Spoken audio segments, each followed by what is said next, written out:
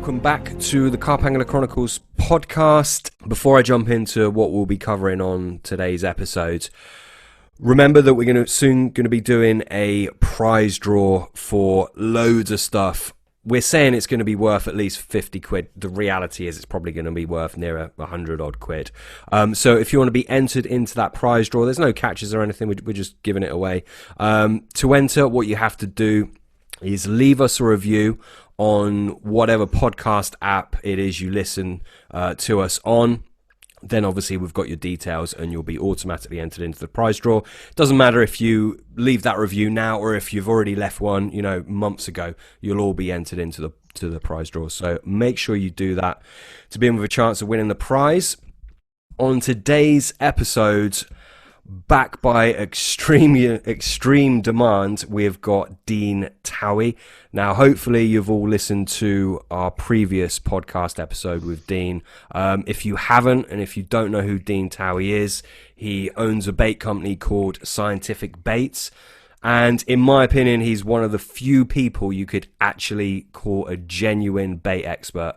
A lot of people might talk like they're bait experts, profess to be bait experts, but in my honest opinion, there's not many true experts out there, but I definitely class Dean as a true expert. He certainly knows his stuff. So, Dean, welcome back to the podcast. Awesome to have you back, mate. Good evening, Sam. Nice to be back. You're out fishing, aren't you, Dean? You're on the bank. Yeah, I'm live on the bank for this one. I'm actually fishing a little day ticket water in Stoke, not far from where I live. Millbrook Fisheries, so have a look at them on Facebook. They've got a website as well. It's not a bad water actually. I know the lad that owns it, and I know the bailiff. I grew up with them.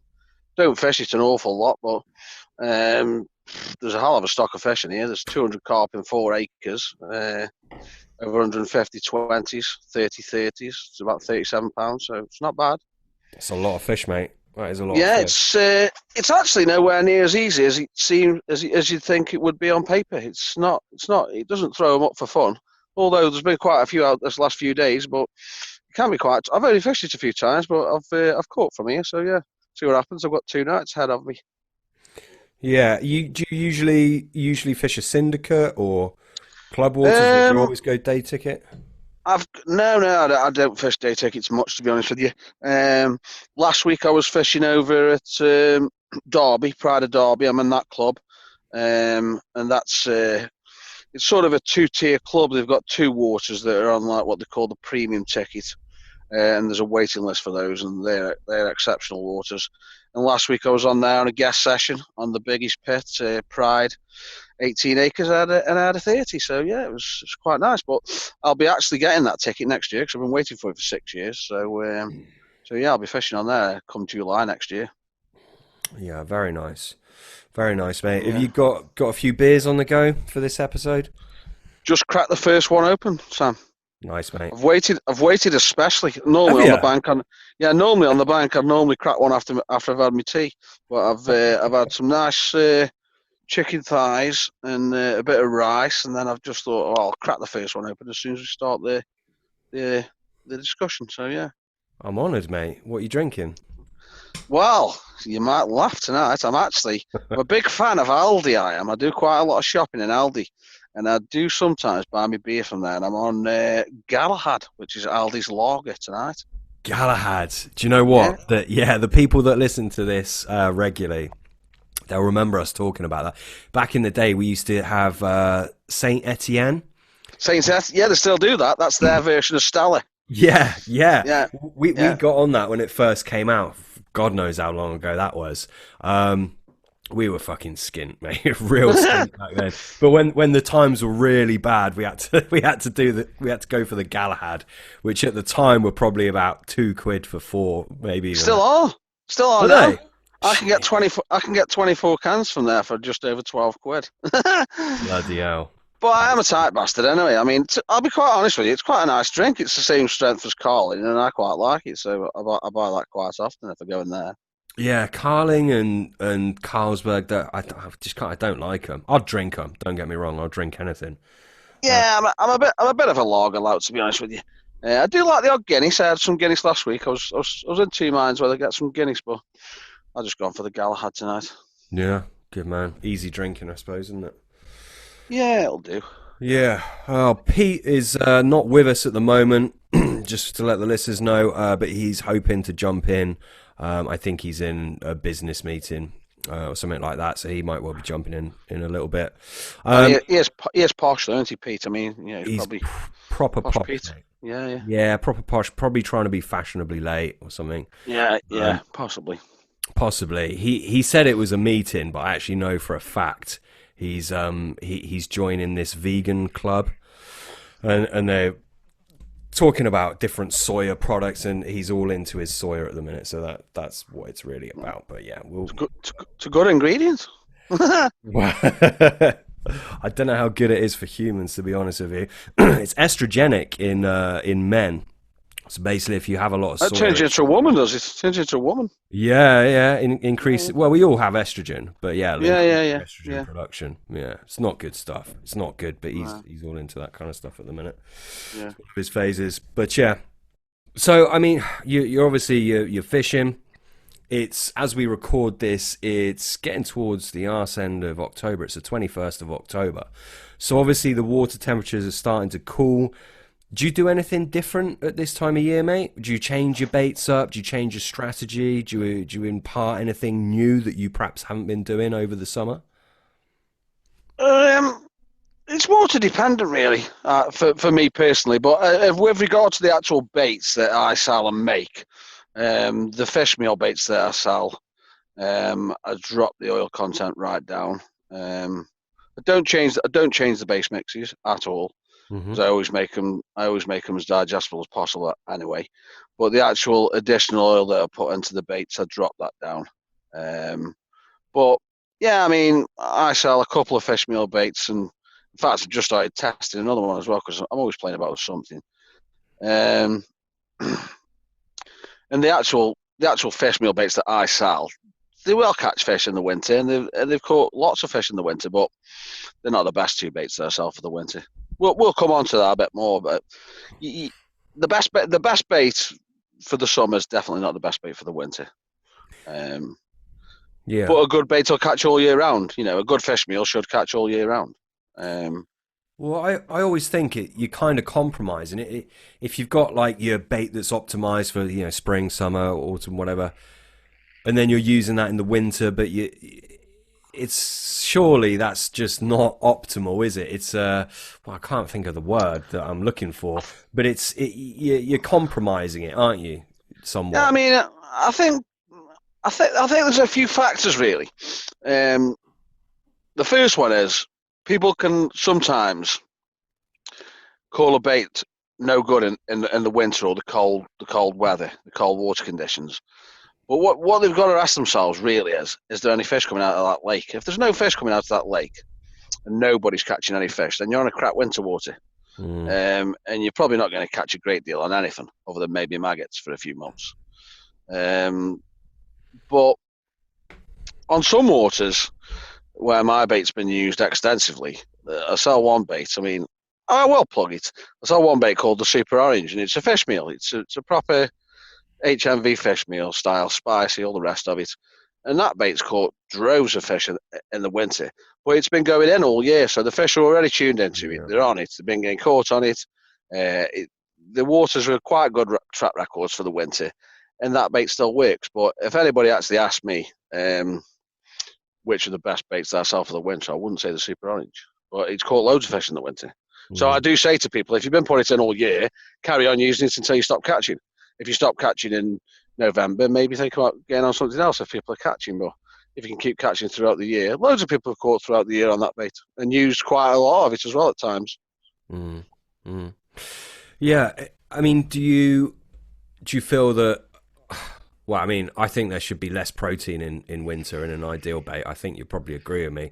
Do you feel that the source of the protein changes? So perhaps milks are better in the winter than fish meals, or do you think fish meals are still? Yeah, I mean, it's like when you're saying there should be less protein. I don't necessarily agree with that. And there's a few things involved in it. A carp still got an amino acid requirement in the winter, and technically speaking, they can't digest proteins as well in the winter. But a good bait should be digestible anyway. So, and a good bait should never be too high in protein anyway. You're looking around you'll see various figures. I've always worked on the amino acid profile if I'm looking to make a bait that's a complete food source. But you get your ballpark figures that don't go any higher than about 38% protein in the overall bait, and they'll still digest that much. They're not going to digest it all, but they'll still get it through them. But yeah, to be truthful with you, I think we touched on it last time. For the winter, really, I think the milk proteins are better and the bird foods, for various reasons. But fish meals will still get digested in the winter. Good fish meal baits will still work in the winter. So for what reasons are they that you feel a bird food or a milk is better in the winter? Well, the first one for the bird food, we're probably going over a bit of old ground here that we spoke about before, but as I say, the carp's got sugar digesting enzyme, amylase, fat digesting enzyme, and proteases. Now the most active enzyme in a carp's gut is the amylase. It's present at 4 times the levels of any of the other enzymes. So, logical thinking tells you straight away that once the water temperature drops and the fish's body temperature drops, because these enzymes have got optimal temperature ranges for activity, that even if the temperature drops by 10 degrees, then the amylase is still going to be 4 times more active than the protease because there's 4 times as much of it there. And this is borne out in the fact that bird food baits are superb catches in the winter because they can digest them much better. They're generally coarser anyway, but they can actually wring out more nutrition from, well, I say more nutrition. They're getting the sugars out of the bird food bait more efficiently than they're getting the proteins out of a protein bait. So that's the main reason for the bird foods, in my personal opinion. Plus the leakage factor, they do leak quite well. It depends. Not every bird food's the same as not every fish meal's the same. Yeah. But then the ideal protein source is really for the winter. If you're going to stick with a fish meal and you're making your own bait, probably up your pre-digested fish meal levels because it's soluble, so it goes through it much better. And then your milk proteins, as I said before, all the caseins, although they do make firm baits, the caseins, once they're chopped up by the carp's teeth and they're in the gut, because of the pH of the gut, the caseins do become solubilized in the gut, so they're not going to have a problem with digesting those either. So yeah, interesting, very interesting. Pete's just joined us. Hey, how you doing, guys? Can you hear me? Evening, Pete. Yeah, I could hear you. Evening, Dean. How you doing, mate? Not too bad. I've heard you've become a vegan, Pete. Yeah. What's he been saying? Well, it says you're having some important meeting about soya proteins or something. I don't know. Oh, God. Here we go. It's not even funny. Yeah, you enjoying this, Sam? Yeah. A little bit of a private joke. I've started calling him Soy Boy because Pete. Soy Boy. His arms are like withering away to nothing. He's looking frail. He really is. Oh yeah, he's not getting enough nutrition. He needs to get some bacon sandwiches down him, steaks and stuff, doesn't he? His belly is growing at an alarming rate, and his arms are just receding into nothing. Yeah. How you doing anyway, Pete? You all right? Yeah, I'm good, thank you, mate. I'm very good. Have you guys started recording already? Yeah, we're on in the throes of protein digestion in the winter. Okay, cool. Yeah. What's your drink, Pete? Are you drinking, mate? Yeah, I am. I've got three different IPAs. So the last few pods I've been having like the Harbour Brewery beers. So tonight I've got one called Puffin Tears. I've got Ellensburg Session IPA and another called Big Wednesday. So We should set up. It's like a book club, isn't it? We should do like a little review for the beers each week. I'm proper in the gutter here. I am with this Galahad what I'm drinking. Oh, mate, that's like an Aldi special, isn't it? You can't go Yeah, wrong. Aldi special. Yeah, I just picked up a 12 box of Galahad from Aldi, and I'm gonna get them down me tonight. Nice, all 12, I hope, Dean.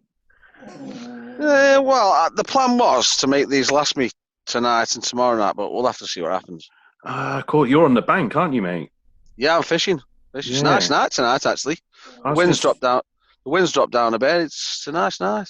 It sounds the audio's so clear, mate. You wouldn't have thought you were out on the bank. It must be still super quiet here, and it's not windy at all now. Is it mild up your way? It's not too bad. Yeah, it's quite good cloud cover tonight, so I don't think it's going to go that cold, to be honest with you. Yeah, super mild down here, definitely. Yeah. But yeah, I guess you guys crack on from where you were. Yeah. So, apologies to the listener. Okay, mate. So you said that you alter the oil, so you drop the oil as well. Do you actually alter the source of the oil in your mixes, Dean, or not? No, but I would do if I was using a fish oil. I've used all sorts of oils over the years, to be honest with you, and I've actually come to the conclusion it doesn't really matter which type of oil you use. It doesn't make much difference to the bait because, as we spoke about before, Carp can't detect an actual oil molecule anyway. So the oil, I add the oil for a couple of reasons, really. One's nutrition, because it just gets a bit of extra of the oils in the omega-3 and omega-6 that the carp need. 2, it helps it to roll.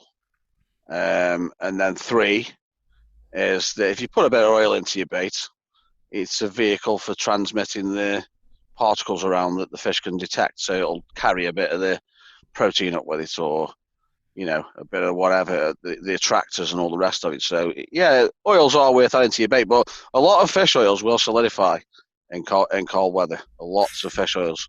Yeah. Now I don't use fish oils anymore. I actually just use soya oil, and it doesn't really solidify to any great degree.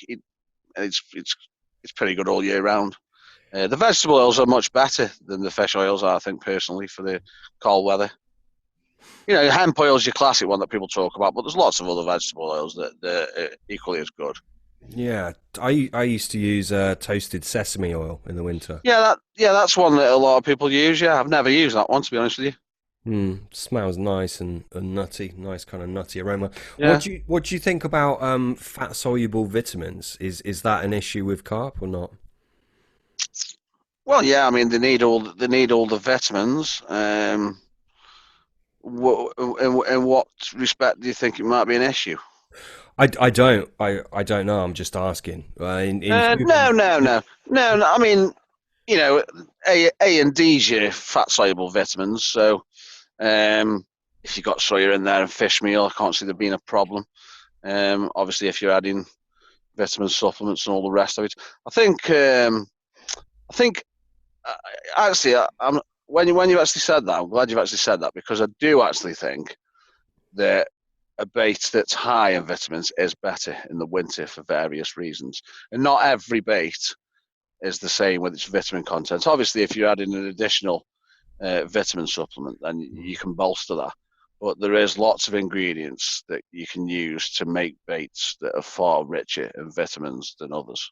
Your bird foods is your classic examples. Yeah. Lots of those are already supplemented with vitamins, and they are particularly good for getting a bait that's high in vitamins. I mean the bird food bait that I sell, I've not had it laboratory analysed, but I would probably say with some confidence that that's going to be the highest in vitamins. The vitamin content of that bait is going to be the highest of all the baits that I sell, I would say.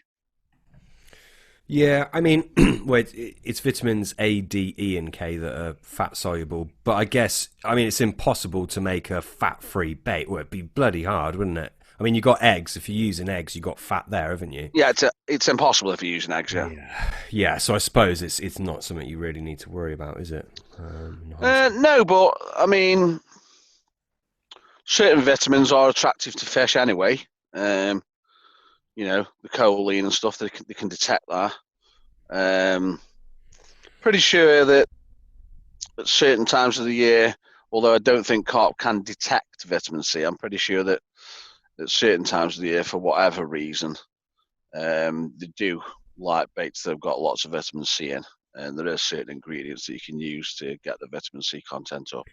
Why do you think that is? I'm not 100% sure. Now, vitamin C is a very interesting vitamin because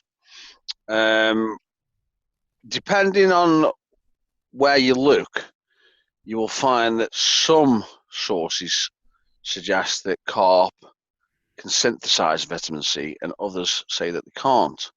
The jury's still out because these are proper scientific studies, and I still can't get a definitive answer on it, but I'm of the inclination that they can synthesize it, but I think they do need extra amounts at certain times of the year.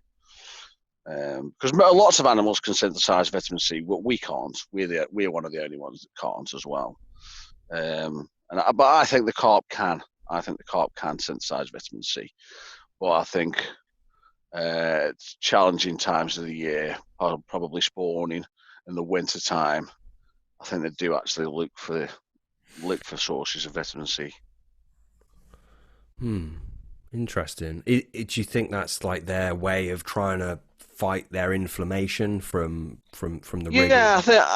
Yeah, exactly. Yeah, because vitamin C is crucial for growth and repair and protein utilization, and I'm sure it's probably got a protective effect in the carp, the same as it has for us. So yeah, I think.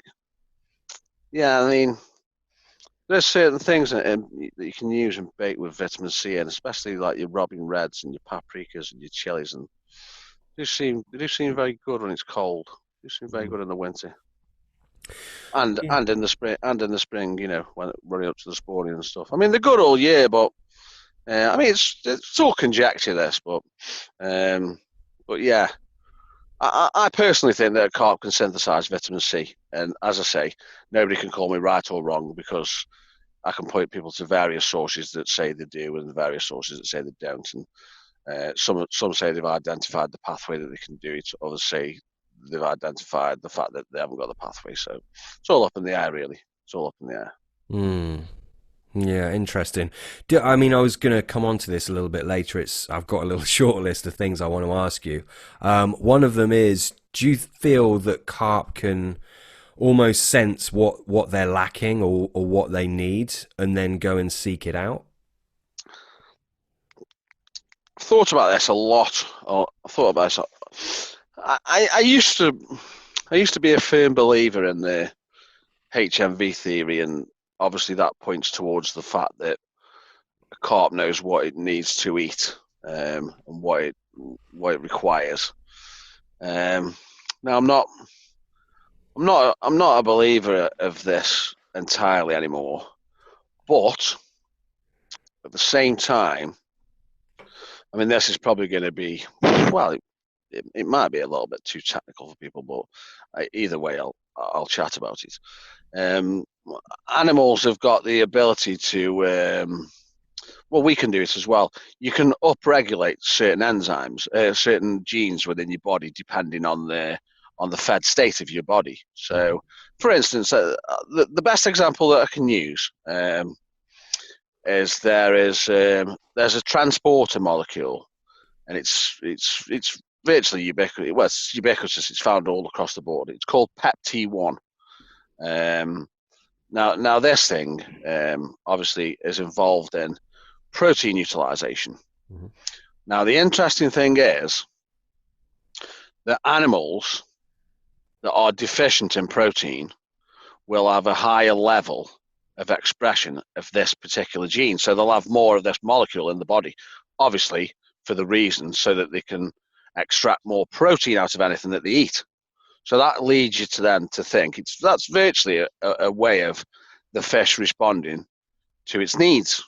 So in that respect, I do think fish do gravitate or in some way modify the behavior or the body in order to meet the requirements that they need at that particular time. Because I mean, that's a fact. You can look that PEP-T1 thing up, and that's a fact. That's true fact that the expression of this particular gene will increase when the fish is deficient in protein, so that the gut can extract more protein out of any food that it actually finds. So yeah, I mean, I don't know if I've answered that properly Yeah. there, but Well, you've definitely started to. PEP-T1, that's not a gene, though, is it? That's no, it's a transporter molecule, but they can upregulate the gene, because don't forget, everything that's in your body is produced by a gene. So the gene gets upregulated, so it gets expressed more, and it produces, and you've got more of the actual transporter molecule in the gut. Gotcha. So it's just an upregulation of a gene in order to make sure that these things are more prevalent in your digestive system. Mm-hmm. Mm-hmm. And the PEP-T1 protein, it's present, and I think we've got it. It's in loads of animals. So yeah. So is it just that in the relation to proteins that you feel that carp are tuned into, and obviously amino acids, or do you feel that they can seek out other things that they might be lacking, different vitamins or minerals, as an example? Well, yeah, but I mean, you can't rule anything out. You can't rule anything out, because if that can happen for one thing, then obviously there's, I mean, you've introduced me as a bait expert, whatever. Nobody knows everything about everything. I mean, now if the particular example that I know I can state is the PEP-T1. Now, probably if I dig deep enough and spend the rest of my life studying fish, which I probably will, I dare say I'll uncover something else for a choline receptor, which is a vitamin, or something for maybe a receptor that's more responsive to certain minerals. I mean, minerals are not particularly difficult for fish to find at all. And it's the same with, I mean, the big one that I'll probably put a cat amongst the pigeons with is salt. Now, there's various extremely good anglers. Lots of people talk about salt, and they say carp needs salt in the springtime and all the rest of it. And to be honest with you, scientifically speaking, that's not true. I'm not saying that this salting business doesn't work. It's not something that I've tried. I do put salt in all my baits. But a carp needs salt 12 months of the year, not just at spawning time. And I can't see any evidence why that carp would need more salt at spawning time. Because if a carp's got no salt, a carp's dead. So the carp always needs salt, so it can keep its osmotic balance. Now, that doesn't mean to say that this business about throwing all this rock salt in and salting baits up and all the rest of it doesn't work. I mean, I have salted baits up, hook baits in particular, and they do work. But I've actually thought about this quite a lot over the last couple of years. And I personally think that this rock salt, remember, this is not normal table salt, this is rock salt. It's got minerals in and all the rest of it. Now, I personally think that this stuff is attracting through this ionization, like how flavors work and all the rest of it, because it's got minerals in. So it's got ions in there. They're reacting with the water. And I personally think that this is a big part of this salt business. And I am going to have a play around with this salt business, definitely this spring. I've been saying it for the last 2 years, but I'm going to do it. I've got a syndicate water that I'm in. So I'm going to be fishing that this winter. And I'm going to start introducing salt around about late February to a few spots, and I'm going to see what happens. I'm going to see if I think something's happening. But I personally think it's because this rock salt's got minerals in, so it's not a pure salt; it's an impure salt, and I think it's reacting with the water, and that's one of the. I mean, there is other studies that indicate that salt does increase the palatability of things, and it does increase the carp's receptors, or should I say, it makes them more sensitive to certain amino acids and all. So, I mean, I wouldn't say that salt is definitely a non-starter, because, as I say, I do put salt in baits, do use salty additives. It definitely does work. But this thing about the carp needing extra salt in the spring, it was pointed out to me a long time ago by somebody else. Well, it wasn't completely pointed out to me. He just gave me a nudge in the right direction. And when I looked at it, I thought, yeah, actually, I mean, this thing about they can absorb salt through the skin, that's wrong. It all goes on through the gills. They've got active salt transporters. They couldn't go through the skin. It's impossible. Like when people see carp covered in this clay, flanking in clay and all, it's not so they can absorb salts and all the rest of it. It's, Parasites. It's anecdotal evidence. And I mean, carp like rubbing on different things. You do see them covered in clay and stuff, but they will dig clay anyway. Possibly for the minerals and all the rest of it, but it goes in through the mouth, So couple of things there. I mean, just to put it in real, like a non-scientific idea across to you, I think the females, I mean, the eggs do contain sodium, right? So yeah. Maybe they need a little bit more salt. So that, I think the males are obviously racing around, so they will probably need more electrolytes in general because of that. I don't know whether that's maybe a slight cause of it. I don't know. Now they do have to, obviously, because of the process of spawning, where the carp, the female, as far as I understand it, the female does take on a lot of water at the time when it's ready to get rid of the eggs. Then there is something going on with the osmotic balance in the carp's body, but that's compensated for by the actual carp's body and not by the salt content, if you get what I'm saying, because it's all under the control of hormones and all the rest of it. I personally don't think a carp needs an additional salt source at spawning time. I mean, I can't argue with the results of some guys like Mark Holmes and all the rest of it. He's an extremely good angler. I spoke to Mark many times, but we'll see. We'll see if I do this salt thing. I mean, you can only go on what you've done yourself, which Mark does, and nobody can argue what Mark catches. He's an extremely successful angler, but scientifically speaking, I have not seen any evidence that carp need extra salt at spawning time. So just switching gears slightly, MSG is obviously spoken about. It's a sodium. Yeah.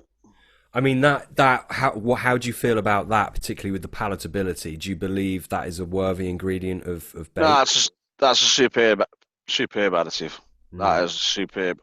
That is a superb enhancer. I think we spoke about this last time. It's a short range attractor for me because it's soluble.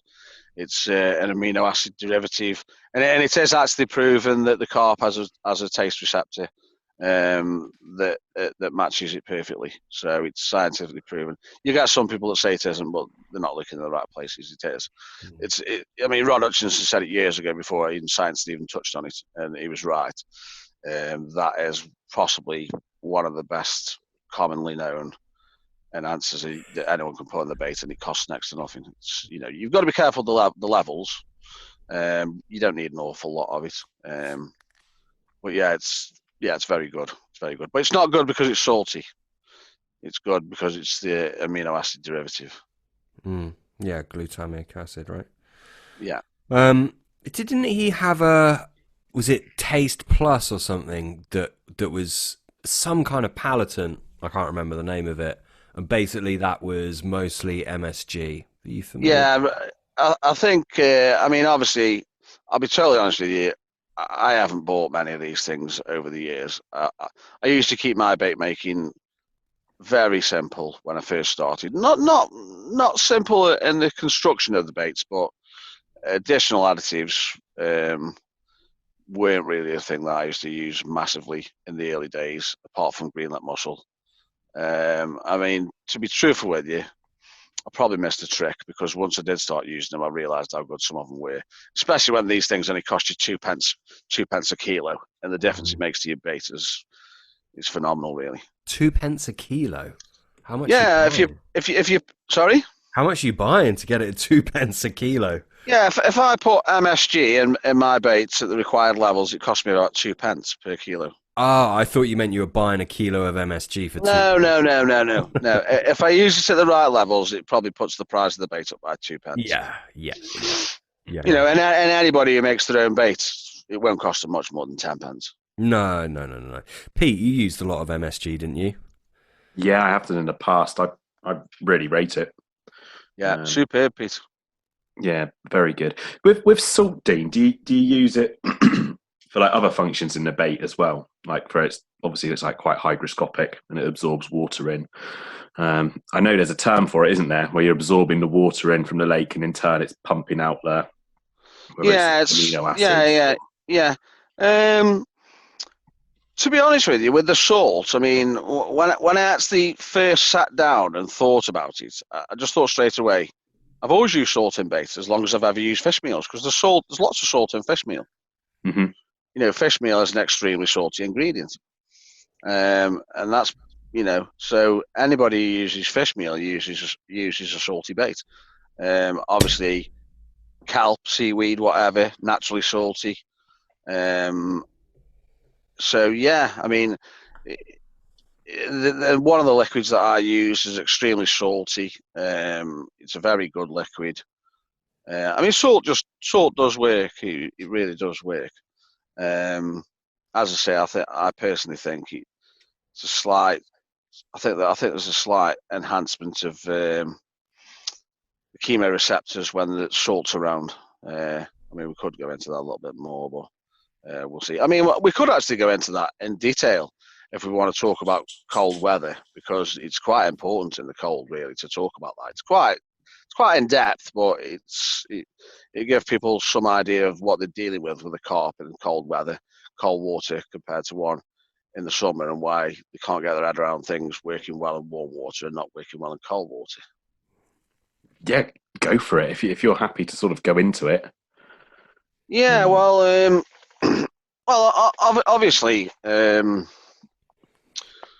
I don't know where to start. Really, obviously, the carp's chemoreceptors, they're made up of amino acids, yeah, because the proteins, yeah. Yeah. Now, if you've got a basic understanding, the best thing I could talk about for an analogy is the digestive system. Most people have done this at school, apart from people who never went to school. And the system that they tell you about at school is for the enzyme and the substrate is the lock and key mechanism. So you've got your lock, which is your protein digesting enzyme, and then your key is the protein that you've eaten. So your key fits into your lock, and then that's where the business goes on, and the enzyme breaks it down. Now that's exactly the same. That's exactly the same as how a carp's receptor detects an agonist, something that stimulates the receptor. Now, obviously, anything that's composed of amino acids, the configuration of these pockets, if you like, these chemoreceptors, it changes with pH. So that's why you'll get different waters, different pHs, and you might think, oh, that bait doesn't seem to work quite as well on there, or that attractor doesn't work quite as well. So these things change configuration slightly, dependent on the pH of the lake and also the temperature. So that's a big factor in the cold weather in the attraction stakes with carp. That's a big factor because the shape of these chemoreceptors is slightly changing. So I think that's the explanation for the change in the carp's preferences in the colder weather. So is it? See, my understanding, I'm going back to sort of A-level biology, which I sort of did half of and then flunked. So with that, with it sort of it's slowing down, or you're saying sort of like the lock and key and it changing. Is the actual what's changing there? Is it the chemoreceptors themselves because of the cold weather, or the protein structure? Yeah. Well, what happens? If you like, let's just call the receptor that let's just say it's got a pocket, and this pocket obviously only reacts to certain keys. So if you like, you'll have certain ones that will only react to certain amino acids or other molecules.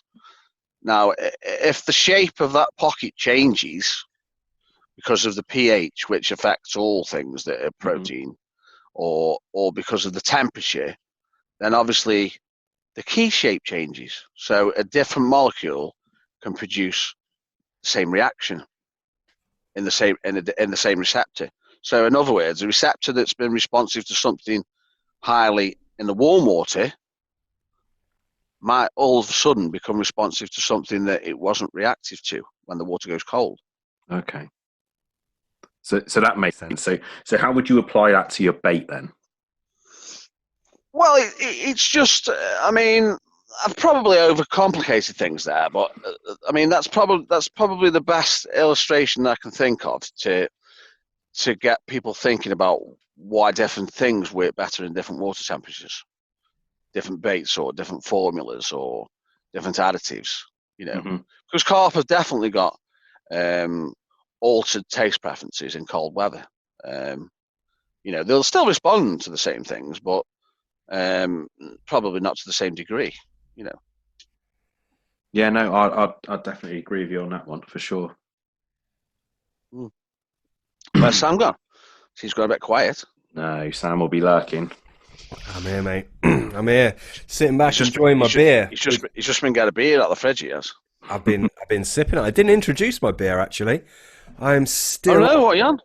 Yeah, Doom Bar and Atlantic Pale Ale. Both of them are Cornish ales, and I've got a lot of them. No spirits tonight. No spirits. No. Oh. No spirits at all. Just on the beers. Being a good boy, then, are you? Yeah, absolutely. That's the idea. I tell you what, just switching gears once more. Kind of on the same track. I think you mentioned in the last podcast, Dean, that for some reason you touched upon citric acid, and you said, I might have this wrong, I didn't double check, so apologies if I do have it wrong. But I think you said it hasn't been proven to be... Oh, no, you got that wrong. I got it wrong. It's a well-known gustatory stimulant, citric acid is. I don't think anybody actually knew. I've never read anything about why it is until, I mean, I am blaming trumpet here, but I wrote an article about it a while ago, and there's a good reason for it. Really, it's quite logical why citric acid is a good taste additive for carp. Yeah, it was on the amino acid paper by Morsey and the Kamura. Yeah, there's loads of them. Yeah, they're the ones that you can find the easiest. But yeah, it's a classical taste substance anyway, and it does work in carp. They respond very well to citric acid. See, I thought you said that it hasn't been proven to be attractive. Oh no, citric acid has. Yeah, citric acid has. If it wasn't that, maybe I'm confusing it with vitamin C. Then would you have said it about? Yeah, that? You probably are. Yeah, I've never found any information to say that carp can detect vitamin C. Yeah.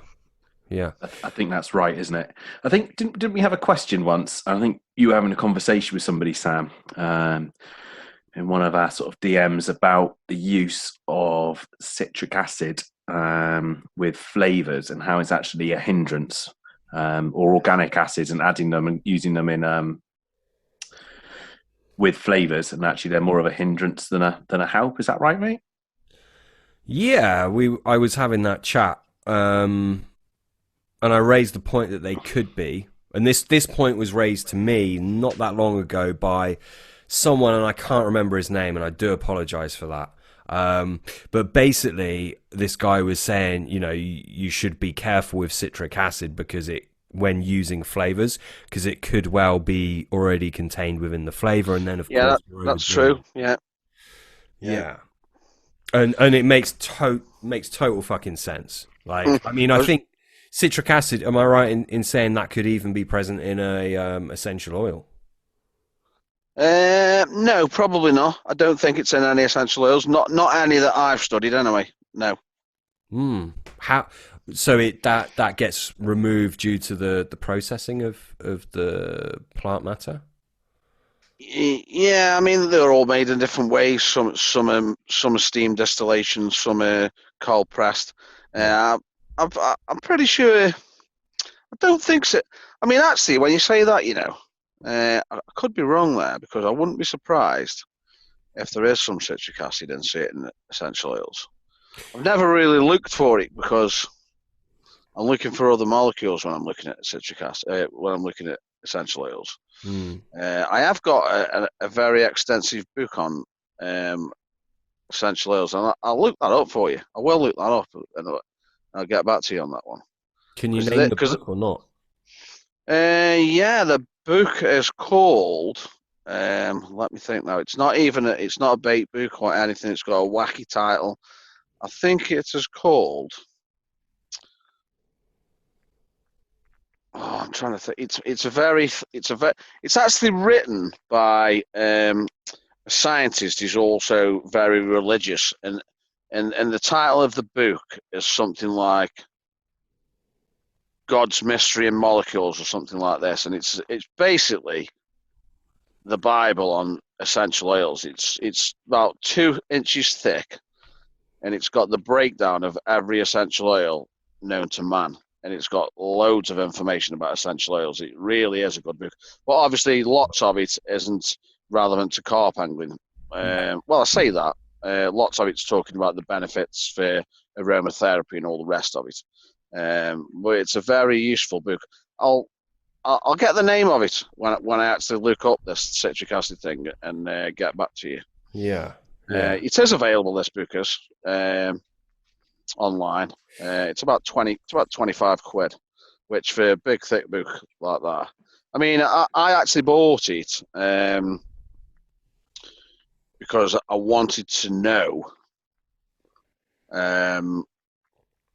which essential oils have got the best levels of the things in that the carp can detect when I'm doing the research for which essential oils that I want to use or investigate. And actually, to be truthful with you, when I actually looked at the reference material, it did tie in with what I'd found practically, which essential oils are the best on paper and which ones are in a fishing situation. So it really did cement that for me because it rang true on every single instance. What is it that you're looking for in an essential oil? As I spoke about before, I mean, this book talks about all of it, and this is where you get this is where you get your real solid information. The only things that you want to be bothered about in your essential oil, from an attraction point of view, that's not to say everything, is the esters, the ester content, carboxylic acids, or the phenols. They are the three things that can ionize in the water and produce the attraction from the essential oil. Yeah, so I mean, ester flavors is something I used to use a lot. Ester Ben 12, I did loads of different ones. Yeah. If you were me, would you be worried or give thought to using a blend of ester flavors or even one ester flavor in conjunction with an essential oil that contained esters? As in, could I overdo the esters? No. Can't. No, you can't really. I mean, I can remember years ago when the forums first started, and people would talk about using liquid flavors at like 10 mil per egg, and some people on there who'd been carp fishing a long time, would say like, Jesus, how can you get a bite on that? And what you've got to remember is this is for hook baits. I mean, this isn't for feed baits. So basically, all you're doing there is you're just bolstering the attraction levels. And obviously, if there's esters in there, then that can react with the water anyway. And to be totally honest with you, you can go higher than 10 mil per egg with some things. And I even sell an actual feed bait now. And I've only started making it in the last. Well, I started making it this time last year. I sell one particular. I call them impact pop-ups. They're like my higher trap pop-ups, if you like, the bright ones and stuff. And I sell one that was basically self-indulgence. I'd got 3 favourite flavours over the years that I'd used, and I just said to one of the lads one day, I'm going to make a pop-up with all those attractors all together. And he said, why? I said, well, they're all superb on their own, so I'm going to make something with all three of those flavors mixed in together. And I made them, and they've caught loads of fish. I've been making them for 7 years, and then obviously people buy these hook baits off me, and there's two. There's that one and another one that I've been making for even longer. And last year, a couple had said to me, "Well, caught loads of fish on these pop-ups. Can you make a bait, a bottom bait to match it?" And I just said, "Yeah, actually, yeah, I can't see any reason why I can't." I said, "But I'll have to make a new base mix for it, so because for it to come out in a bright colour, you've got to get the base mix right. You know, there can't be any fish meal in there or whatever." So anyway, I've made this bait, and I've done it nutritionally. It isn't a crap bait. It's not just basically a bit of soy, a bit of semo, maybe a bit of egg. I'll frame it up or whatever. So I've made it very nutritional, and I've used a new ingredient in it. One of my suppliers is always getting new ingredients, and it's a Danish pig feed based on soya. It's like a modified soya. It's not as high as your soya isolates and stuff. I think it's about 53% protein. So I thought, I'll try that because it's a nice light colour, so it'll be easy to dye because these baits are bright. And anyway, so I thought to myself, well, I'm going to have to keep these attractors at fairly high levels if I want a good replication of what these hook baits are. And they're all strong attractors, and I'm actually using those attractors in that bait. I mean, obviously, if there's people listening who make bait, then they'll understand this. I'm actually using those attractors. I think it's 15 mil. So there's 15 mil. I mean, you can go that high with certain flavors, but not many. I'm using 15 mil per 6 eggs. Well, I don't do it by eggs. I do it by weight. I'm using 50 mil of these attractors. Now, on this old school theory, people are saying, I mean, I've even heard Mike Wilmot say that, you know, you can ruin the bait by putting too much attractor in, but I went fishing, and these chaps who've asked me to do this bait caught plenty of fish on it last winter. And I went fishing because I've done a bit of fishing the last couple of months on a few different waters. I went fishing on a new gravel pit in September, and it was fishing hard. It really was fishing hard. There's some big fish in there, and I had one. I had a fish. It was only £17, but I was quite happy because there was only one other fish off in the 3 days that I was there, and that was to a syndicate member who fishes every week. Anyway, I'll get to the point in a minute. So I put some of this bait in, this high attractor, if you like, this bright orange bait. Put it on a spot and kept trickling a bit in for the 3 days, and I didn't catch one off that spot. I caught one off another spot. Anyway, so I actually moved the rod that was on that spot with this orange bait on the last night to another spot because I seen more fish down towards the right.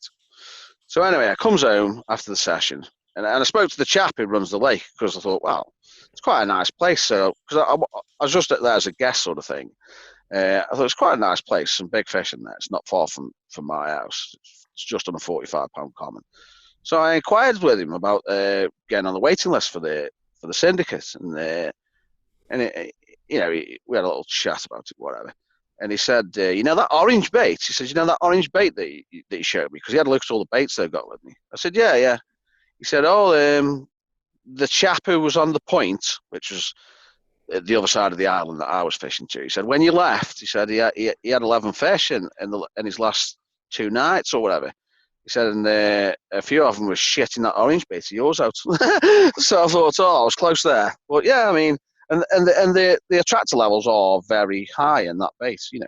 But if you actually taste one, it doesn't taste too bad. But it's much higher than what I'd normally use. I would never normally use 15 mil of highly concentrated flavors per 6 eggs. That sounds absolutely nuts. 15 mil. Yeah. It's but you know, the reason why I've done it is because I've done it to perfectly replicate these particular pop-ups. I mean, the pop-ups use 15 mil per egg, but I kept it at the same ratio because that's one of the things that you've got to do. And are these fish eating this? Are they just eating 10 baits, or are they wolfing down a load? Well, they must set a bit because there's more than one of them shitting it out. So Yeah. they definitely weren't put off by it. Let's put it that way. Yeah, interesting. Because I mean, as well, he knew straight away that it was definitely my bait because not many people use bright orange baits anymore. Not many people use bright orange baits, and he probably knows most of the lads on his lake. And he's seen this bait of mine. He could probably even smell it because I think he might have even been there when the chap caught one and seen it shitting it out. And he's just said to me straight away, "Oh, that." And I think it was one of the big ones as well. What was shitting this bait out? So I was pretty close on that one. I am kicking myself about moving the rod on the last night. But there you go. Yeah. Do you feel that it's harder to overdo essential oils than it is flavors? Do you feel like you can get away with higher levels of essential oils than you can flavors, or not? I mean, I'll be honest with you. I mean, it's very rare that I'll ever even look at your bait company pages. I mean, I do because I'm only a small outfit. I do actually buy some ingredients off bait companies purely and simply because I'm not big enough to buy, say, 5 ton of fish meal at a time. So I just buy them through somebody else. Anyway, I mean, I have looked on. I won't name it. It's a big bait firm. They sell ingredients and all that. So people probably guess who I'm talking about. And when I actually look at the suggested levels for some of the essential oils, I'm absolutely dumbfounded. I can't actually believe how much they're actually using or suggesting to be used. I mean, they're talking in milliliters with some of them. I mean, you can get away with milliliters with some of them, but I certainly wouldn't be putting essential oils in any baits to the levels what I've seen advised on some pages what I've seen on the internet. I mean, I use drops with most of them. There is one that I use in milliliters. It's mainly the cold pressed ones that you need higher levels because they're nowhere near as concentrated as the ones that are extracted by steam distillation. So say for a hook bait, right? I mean, it's going to depend upon the essential oil, but say if most people that listen to this, some of them will roll feed baits, a lot of them will roll hook baits. So let's say we spoke about orange oil in our last episode, right? Yeah. So say orange oil, how many drops would you say for a 1 egg mix of pop-ups? See, now 6 drops, something like that. Yeah, that'll be enough because it's. I mean, if you actually work on 20 drops is a mil. About 20 drops is a mil. I see some people say it's more, whatever. I work on about 20 drops to 1 mil. So if you put in 6 drops in, you put in what's that? Just over quarter of a mil. Yeah, just over a quarter of a mil. So yeah, that's acceptable. Well, I mean, I wouldn't worry anyway, particularly with hook baits, because all my hook baits are all boosted up before they go out the door. They've all got elevated levels of everything in them. They all get a boost up. But as soon as someone buys a pot, it comes off the shelf, gets a boost up, and bang, it either goes in the box or the person takes it away who's nipped into my unit. So yeah, I mean, it's quite difficult to go over the top, but I mean, I really can't believe some of the levels that I've seen. When they're talking about 5 mil per 6 eggs of certain essential oils and stuff, and I'm thinking, Jesus, it's either a very poor quality essential oil or the bait's going to stink to high heaven. But it probably still won't put the carp off. But just from a practical aside, you're probably wasting your money. To be honest with you, probably wasting your money. I mean, some essential oils are pretty expensive. Mm-hmm. So. To loop with, I mean, I apologize to listeners. Like these topics are so in depth, and there's so many different things, and we have to loop back around. It's hard to make it all very, flowing. Yeah, it's difficult. I know what you're saying. Yeah. It's the nature of the beast, isn't it? Like it's gonna jump around a little bit.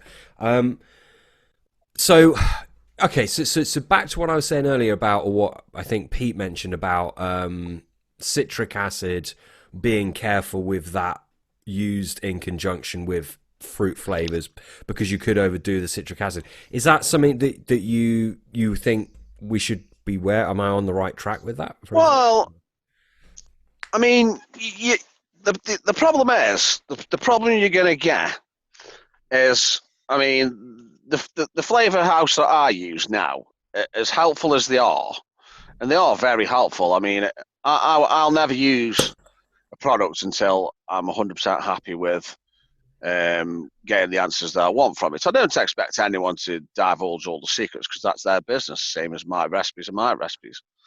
But you're never going to get.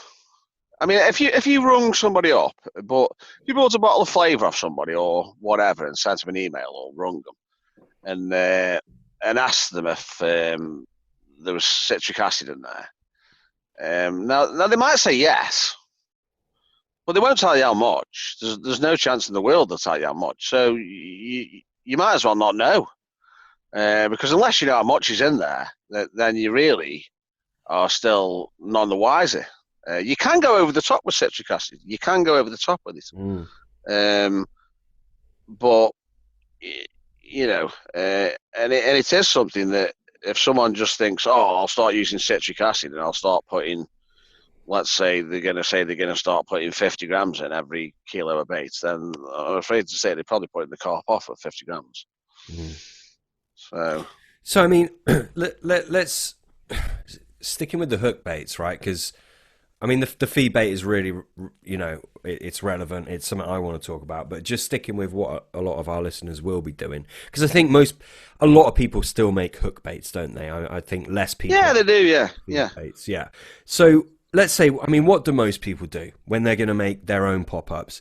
They'll add a flavor or two flavors. They might add an essential oil. You know, most people don't. They'll add a sweetener.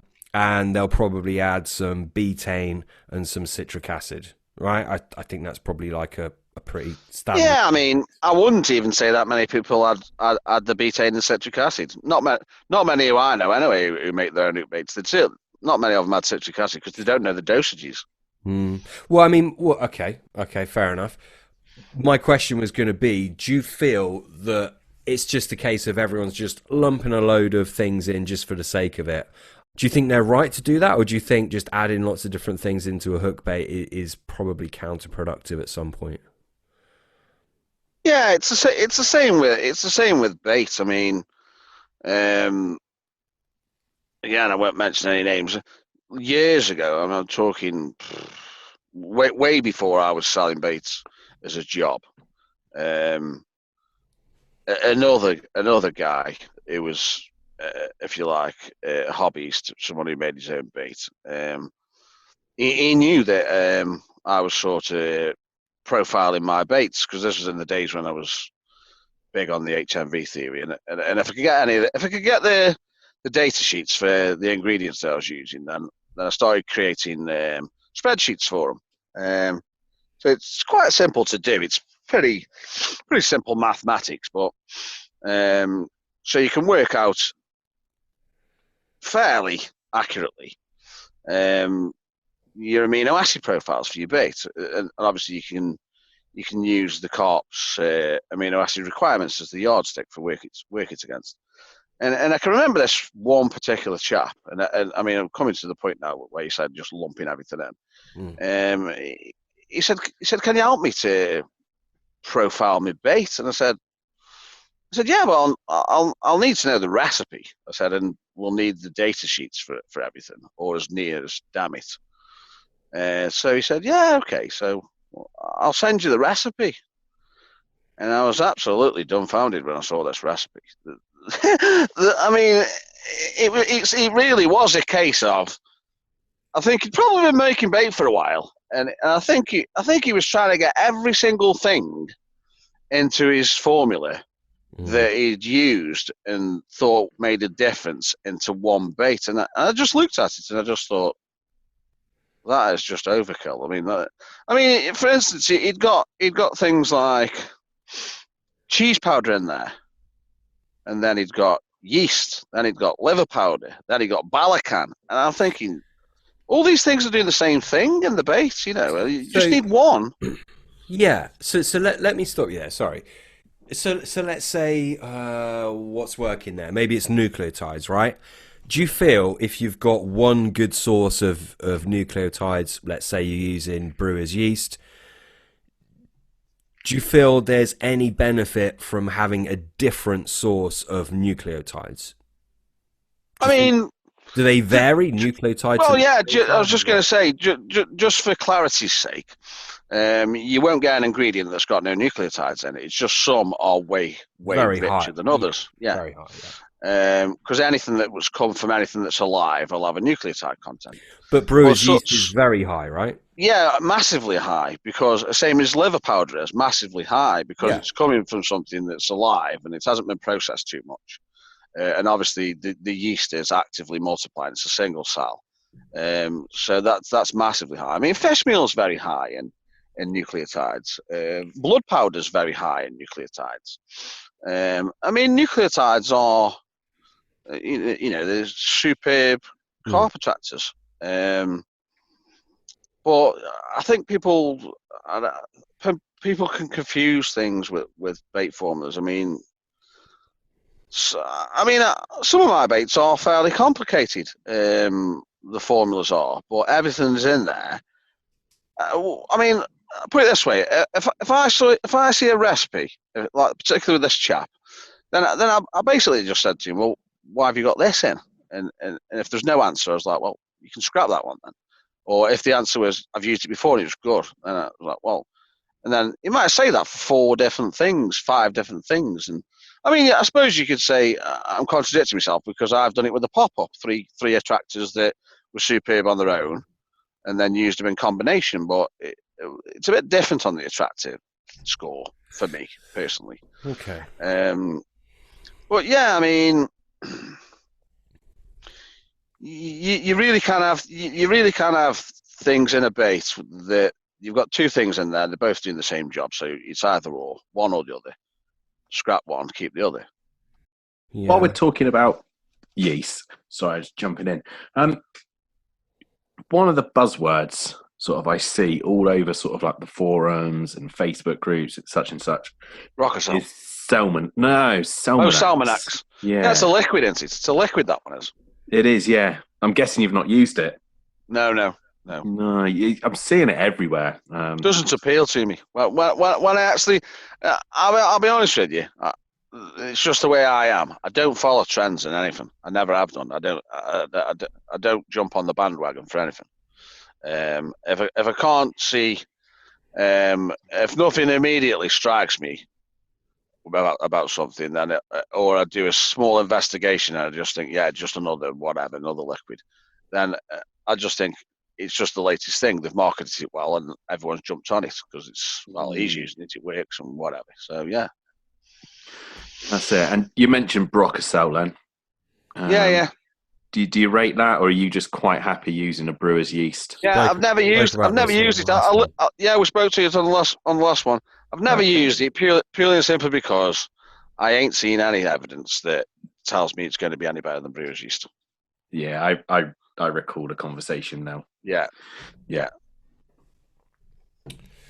So, let's say organic acids, right? And I know this is very different from nucleotides, but do you feel that there'd be any benefit from blending, let's say, 2 different types of organic acid in a single hook bait? For example, embutyric acid and citric acid. Do you feel any point in that or not? Yeah. You do. Organic acids are totally different than blending different ingredients. Yeah, sorry. I mean, do you see any point in blending? Yeah, 100%. Organic acids, and there's that many of them. They work on different levels. That I'm not even I'm not even 100% sure exactly what the score is with organic acids, but they all work. Let's put it that way. They all work. You've got loads of them. I mean, even your vinegar's an attractor to carp. Yeah. Embutyric acid, citric acid, caproic acid, isovaleric acid. They're all attractors. I mean, I use one liquid the complexity of it is that phenomenal. It's unbelievable. It's basically just full of organic acids. And when I first found out about this liquid, because I always I've known for a long time, that probably the most famous flavour ever. I mean, well, what do you guys think the most famous flavour ever is in a bait? Well, there's a few. Scopex would be up there. Carry on. Squid, plum, strawberry. It's got to be Monster Crab, hasn't it? It's got to be Monster Crab. Maybe. Yeah, it's up there. Well, anyway. So the Monster Crab, when Rod Hutchinson came up with the Monster Crab flavour, I think he was working with the Lowestoft Institute, and they were doing all studies on seafoods and all the rest of it, and attractors to fish, to crabs and all the rest of it. And obviously, he found out with this academic chap, that it was massively rich in these organic acids, and that's what gave it all these smells, these horrible pongs. So basically, that was the birth of the Monster Crab. Now, Monster Crab now, anybody's Monster Crab that you buy from anyone, if it's a good version of Monster Crab, it will just be a big mishmash of all organic acids. I mean, you've got your big bait firms like your bait works selling your Scent from Howells. I mean, your Scent from Howells is basically just a build on your Monster Crabs. It's just a big mishmash of all horrible, stinky smelling organic acids like your embutyric, isovaleric, all the rest of it.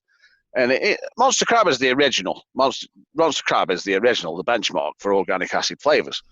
Now, when I came across this particular liquid, once I found out, I mean, it doesn't smell as strong as Monster Crab. It certainly doesn't smell very nice. Once I found out the makeup of it, I thought, bang, there you go. That's my new go-to liquid. That's just loaded with organic acids in a better form, in my opinion, because of what else it's mixed in with.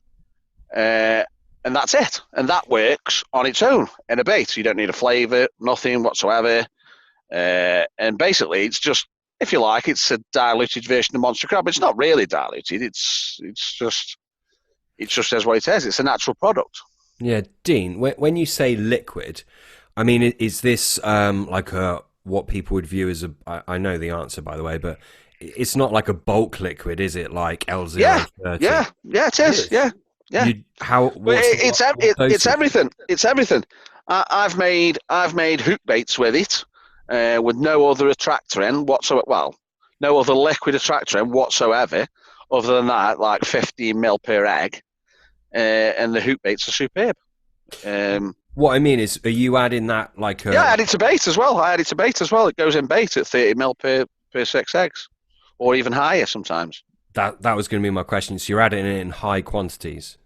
Yeah, because it's not as concentrated. I mean, it's not as concentrated as your Monster Crab synthetic flavour.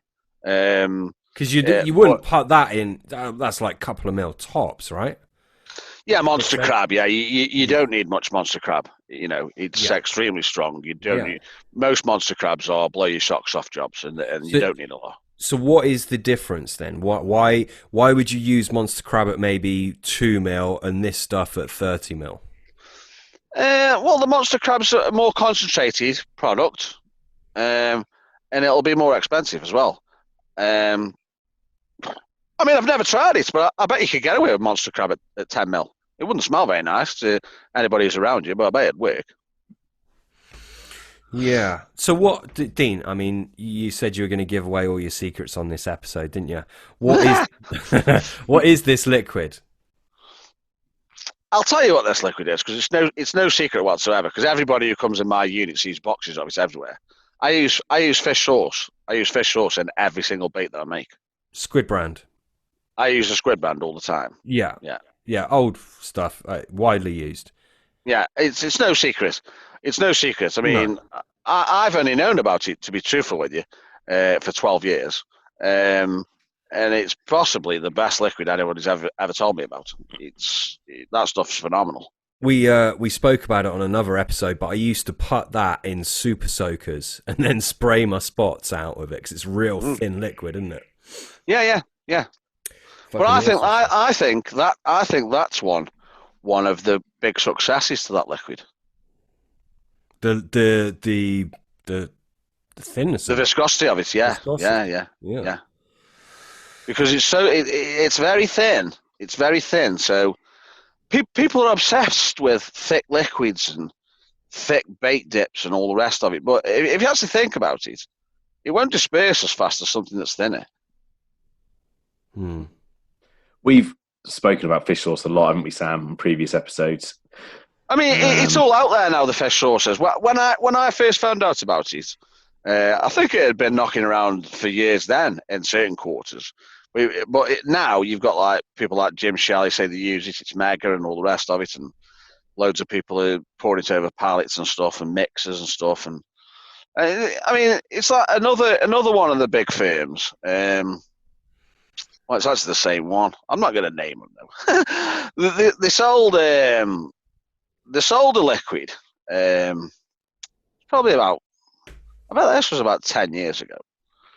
And I was 100% convinced that it was just Squid brand fish sauce, rebottled. Maybe one other thing added to it, but not a lot. Did that firm there was a first letter begin with an S? No. I see. So somebody told me on a forum, and I'll say it for the pod. But soda. Oh no! Rebottled. They actually sell it now. They actually do sell that, don't they? I don't know. It's like a crustacean extract or something. Yeah, no, they sell it now. Fish sauce, yeah, but looks like it's been cut with glycerine to me. It's a little bit too thick. Right. Interesting. But yeah, it's nice to know, isn't it? But this other big firm started selling this liquid. I forget what they call it now. And I was talking to a lad. He was sort of sponsored by him, and he was going, "Oh yeah, this stuff. It's the business. Like when I put it on the mixers, it does the job." And we're fishing and I'd already used this on mixers. And I just looked at it, smelt it, and tasted it, and I thought, yeah, that's fish sauce. So he goes, "How much is that bottle?" He said, "Oh, I think it's about £8 for 500 ml." And I went, "Jesus." A bottle of fish sauce will probably cost you £2.50 for 725 ml. So, yeah. I love the stuff. I think it's great. Yeah, it's superb, that fish sauce is. It really is superb. It's just nice to know it's something you can buy in a supermarket. And you're not getting Carp. Yeah, you're not getting ripped off. You're not getting ripped off now. I mean, it's £2.50 a bottle in most supermarkets, isn't it? So I'm going to start asking Dean. But also, you're buying Pete, as well. This on. Go on. Also, I'll just say one other thing. I mean, I have seen again though on forums where people will go, yeah, fish sauce. It's just cheap, and that's just like the anthropocentric view again, saying something's cheap so it's no good. I mean, it doesn't matter how much something costs. Molasses is cheap, but molasses is superb. It's a superb addition to bait. For sure. It's just because all these new liquids, all the buzzwords and all the rest of it, hydro wheat, hydrolysates and all the rest of it. I mean, they're not really doing anything that liquids that I use and don't cost much are doing. They're not doing anything else. This is the thing, isn't it? People think it needs to be expensive to be worthwhile. I mean, or have a word like an enzyme or a hydrolysate added to it. But it's not the case, is it? It just isn't the case. Yeah, trashy blondes drunk at the bar. They're cheap, but best time of your life. Yeah, they're good. Yeah, that's it, exactly. Yeah, yeah, that's it. Yeah, it's true. It's funny, but it's actually true. Dean, a genuine question. So something like your fish sauce. Now, obviously, you make a living from rolling bait. Like, do you have a supplier for that? Do you sort of go straight to the manufacturer, or are you just buying a bulk load from? I just buy it from a Chinese cash and carry. Buy the box. I just buy boxes and boxes and boxes over from Chinese cash and carry. Yeah, nice. Yeah. Dean, have you whilst we're on the liquid thing, and have you messed around with Salmigo at all? Yeah, I've used that. Yeah. Bloody good stuff, right? Doesn't warrant the price tag. Really? What, from Baccarat? Yeah, yeah. It's not that expensive. No, it's the cheapest one. I think it's the cheapest one. I think it's the cheapest hydrolyzate that they do. No, Yeah. they're I think their shrimp and their tuna is cheaper. But Yeah, it might be. I don't really look anymore because it doesn't interest me, so I don't look. I like that salmon, that salmon hydro, and Yeah. yeah, mixed up with the I mean, fish sauce. when I say they don't want the price tags, they're good and they work, but you can get the job done with other things. This is what I'm always all about. I can get the job done with other things. So you've got to ask yourself why you're using something. Every time you use anything, you've got to ask yourself what it brings to the table and why you're using it. That's what I do every time. Yeah. But for me, I mean, this is just me talking. I don't think, and look, I'm not a commercial bait maker, okay? But I can't put a price on confidence. And if I use if I use 5 different hydros and the most expensive one is £5 more for a litre, but it's better, that's £5 well spent to me, because I mean, I entirely agree with you, Sam. yeah. But I have yet to find anything in bait other than raw ingredients that warrants the price tag. No liquid that I've used really warrants the price tag. And that's my opinion. That's just my opinion. I have not found any liquid, any expensive liquid that warrants the price tag yet. See, I've done a lot of soaking my baits in liquid. Now, hook baits and stuff. I mean, feed baits. Yeah. I've honestly had night and day. Like, I mean, I don't care if I'm not trying to convince you or anything, but I literally have night and day results by soaking baits in different liquids. It's something I will always do. Now, that being said, and I've spoke about this before on the forum, maybe even on the podcast, maybe even on the last episode. Actually, I think you can get it too attractive. I think you can be pumping out too much, and on some pressured waters, I think that can go against. Yeah, I'll recount a little story about that to you in a bit. Go for it now, mate. Remind me on. Well, actually, I'm going to have a piss in a minute. Well, okay. Go for a piss. Yeah. No, I mean, honestly, soaking your baits in liquids and stuff, it is very effective, but I'll be honest with you. There's very few things that I've used over the years that are vastly more expensive than other things, and I've thought, yeah, that's 10 times more effective, even though it costs 10 times as much money. I haven't found anything yet. I mean, I'm going to be a bit naughty again here, right? I'm going to be a little bit naughty again. Right? There's another big bait firm, and they really are a big bait firm now. They weren't very big when I first started, but they're big. They've got a lot of money behind them, so the advertising's paid off. And anyway, right now, all their spod syrups and bait glugs and all the rest of it, which they're always banging on about, and all the rest of it, and people are saying, yeah, they're so good, this, that, and the other. Yeah, they're all based on something that probably, in my estimation, I would say costs them maybe £1 a litre. It's good business. Good business, but there you go. What is it, Dean? Hydro wheat. Yeah. Wheat hydro. It's cheap. Yeah, we got hold of this back Years in the day, back. didn't we? From Barron's, who worked for Marcus Watts. Do you know Marcus Watts, Dean? Yeah, Marcus Watts. Yeah, I know who he is. Yeah, I don't know him, but obviously I know who he is because I've been interested in bait for a long time. Yeah. Yeah. Hydro wheat. Yeah, it's good stuff, though, isn't it? Just a good sugar source, mate. That's all it is. It's no different than molasses. Mm-hmm. But for the price, it's a good ingredient, isn't it?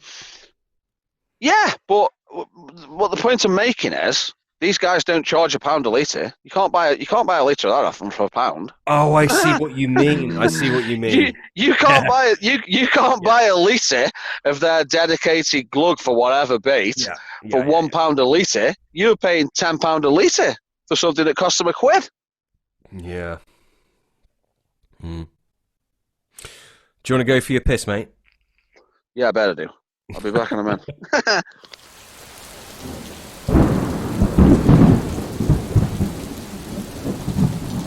Dean, you sound like a man after my own heart. Like, as in, I'm pretty tight-fisted, and Sam will tell you this. I like to sort of find things which are exceptionally good value. So we're talking about fish sauce, which for your average man who can add that to a bait and it make a real difference, it is exceptional value. You just talked about Hydra Wheat, which for your average guy, they're buying it from big suppliers and it's not that cheap. Have you got anything else that you've used in the past, like the fish sauce, something like your average guy could source from a supermarket? Molasses is a superb additive. I would agree with you 100% on that. I mean, the thing is, though, all joking aside, I'm actually not a tight bastard when it comes to bait, because, I sell a bait that's got loads of milk proteins in, and there ain't many firms that do that. But I personally believe that the price tag of milk proteins in certain instances, it does what the cost is justifiable. Mm-hmm. But I've played around with a lot of these hydrolysates and stuff, and just never ever, nothing's ever struck me that it's astronomically more effective than anything else. It really hasn't. Just to squeeze in a quick question there. Sorry to jump in. You mentioned about using a lot of milk proteins in baits, and obviously that's, from our last podcast, that's something I was looking at doing, etc. Have you ditched that now, Sam? Has it gone down the tubes? Oh, mate, it's just ridiculous. You're going to raise an eyebrow at me. So obviously, I used to roll a lot back in the day. Like we used to roll a hell of a lot. Do you know what? First time rolling a big amount. I've been rolling bits, yeah, fair, but like I set out, you obviously mix up the bait. We're gonna do my big roll, aren't I? My big first roll of this bait. Fucking 30 minutes in, I had this like epiphany. It was like this light shined down on me. I'm not religious, but I was like, do you know what? I can't be fucking doing this. I literally can't fucking doing this. And I was like, it was like the last 3 months of formulating this bait on paper flashed before me. And I was like, I can't fucking listen. Look, I'm trying to run 2 businesses. I'm trying to balance up work time and home life. The last thing I need to do is start rolling a fucking bait, testing it. Because I've said this till I'm blue in the face. Everyone thinks, creating baits and testing baits is great. It's not, because a lot of the time you're sitting behind rods.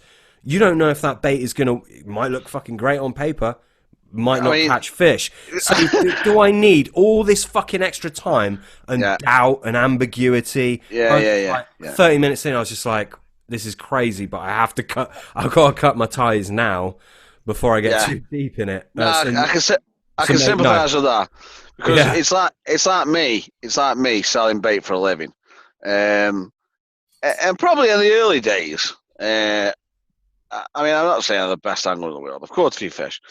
In the early days, once I got a few lads on the bait, I was never that bothered about catching all the time, because I'd normally be playing around with something or whatever. But as the years have gone on now, well, the more abusive I've had over the years, I am more focused on catching now every time I go fishing. I am always thinking, it'll look better if I catch. So I'm trying to catch every time I come out now. I'm still playing with things, but I'll always have one rod on, an absolute banker. I'm always trying to catch now. Whereas in the early days, when I first started selling bait, and there was lads on it, they were catching plenty of fish. So I was thinking, well, it doesn't matter if I don't catch anything. But I am always trying to catch now. I'm still playing around with things, but there'll always be something while I'm using what's a tried and tested method every time. So yeah. So anyway, long story short, I'm buying bait now.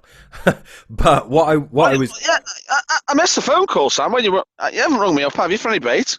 This is awkward. Dean, I'm still waiting for my free sack of bait to test off you. Fucking hell, Sam! I thought you would have bought some bait off me. Jesus. It ain't come yet. Look, we get you on the podcast 2 episodes deep now. Get your business off the back of it. Still waiting for my free bait. That's all I'm saying. Oh, wow. Have you bought some bait? Have you bought some bait off? Well, I might have been given it, mightn't I? Well, you might have been. Well, Yeah. I'll have to He wasn't. I'll tell you what. No, I'll tell you what, Sam. Actually, joking apart, I will actually send you a session pack down. Oh, little don't, session mate. packs. No, 'cause Kilo I of feel bait. bad now. No, seriously. You might start buying it then once you realise it's decent. Yeah, no, I might do. No, I have bought some bait. I went down to see Kenny Gates. Obviously, I'm sure you've heard of Kenny. Oh right, yeah. Yeah, went. No disrespect to you at all, Dean. There's a long story how it came about, which I won't get into. But yeah, no, I went down to see Kenny Gates, and yeah. Jesus, he's in Essex, isn't he? He's in Essex, mate. Yeah, Essex. You went all the way down from Gloucestershire to Essex. You must have wanted that bait. Yeah, mate. Yeah, well, he gave me a few freebies, so. Did he? Oh. He did. That's where I went wrong. Yeah. So yeah. Anyway, look, this point that I'm trying to get to, right? And I don't really know what my point is with this, but as I think you know, I've got these pond fish now. So I've built out my it's like a koi style pond. It's got koi in it. So I've been testing different baits. Now there's a high protein. I'm not going to name the company because I'm not here to shit on anyone, and I'm sure it's a good bait in a real angling situation. In my test pond situation, this high protein milk bait, high milk protein bait, sorry, it's the second from lowest performer from all the baits that I've tested. And by the way, I'm pretty rigorous about how I test the baits. I don't just chuck them in, dry. I let them soak for an hour and a half, to try and replicate a real angling situation. I know sometimes your bait will be in there 24 hours, but look, I've got to do something. And I don't test loads of baits at once, because I think they'll get like taste fatigue or whatever you want to call it. So testing it as square as I can. This bait, which is by a good company, it's not one of the major players. It's not Mainline or Sticky or anyone, but it's backed by people that are very well respected in the industry. This high milk protein bait has scored the lowest there, which really freaking surprised me. Really surprised me. Now, the thing is, though, just squeeze in.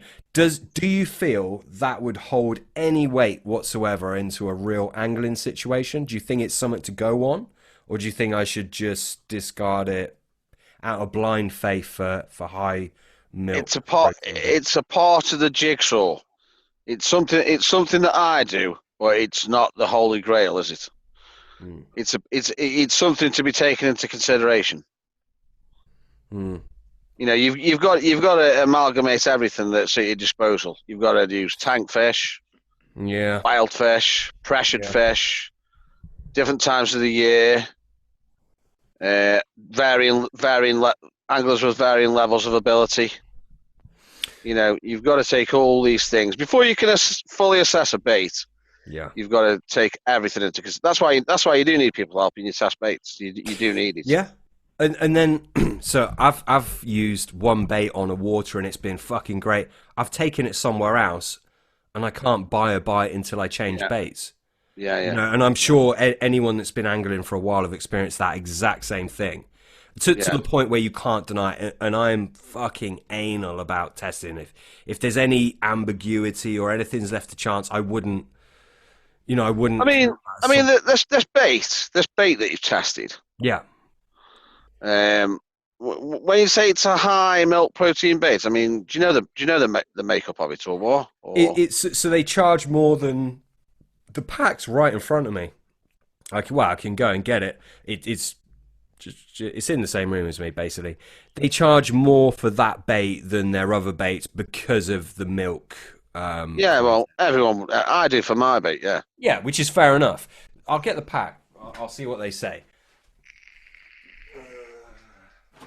Do you know what? Off the back of this story, off the back of this, I've got a bit of a funny story that I don't know if you'll remember, Sam. But it actually, believe it or not, involves you, Dean, and me and Sam. I got your name wrong.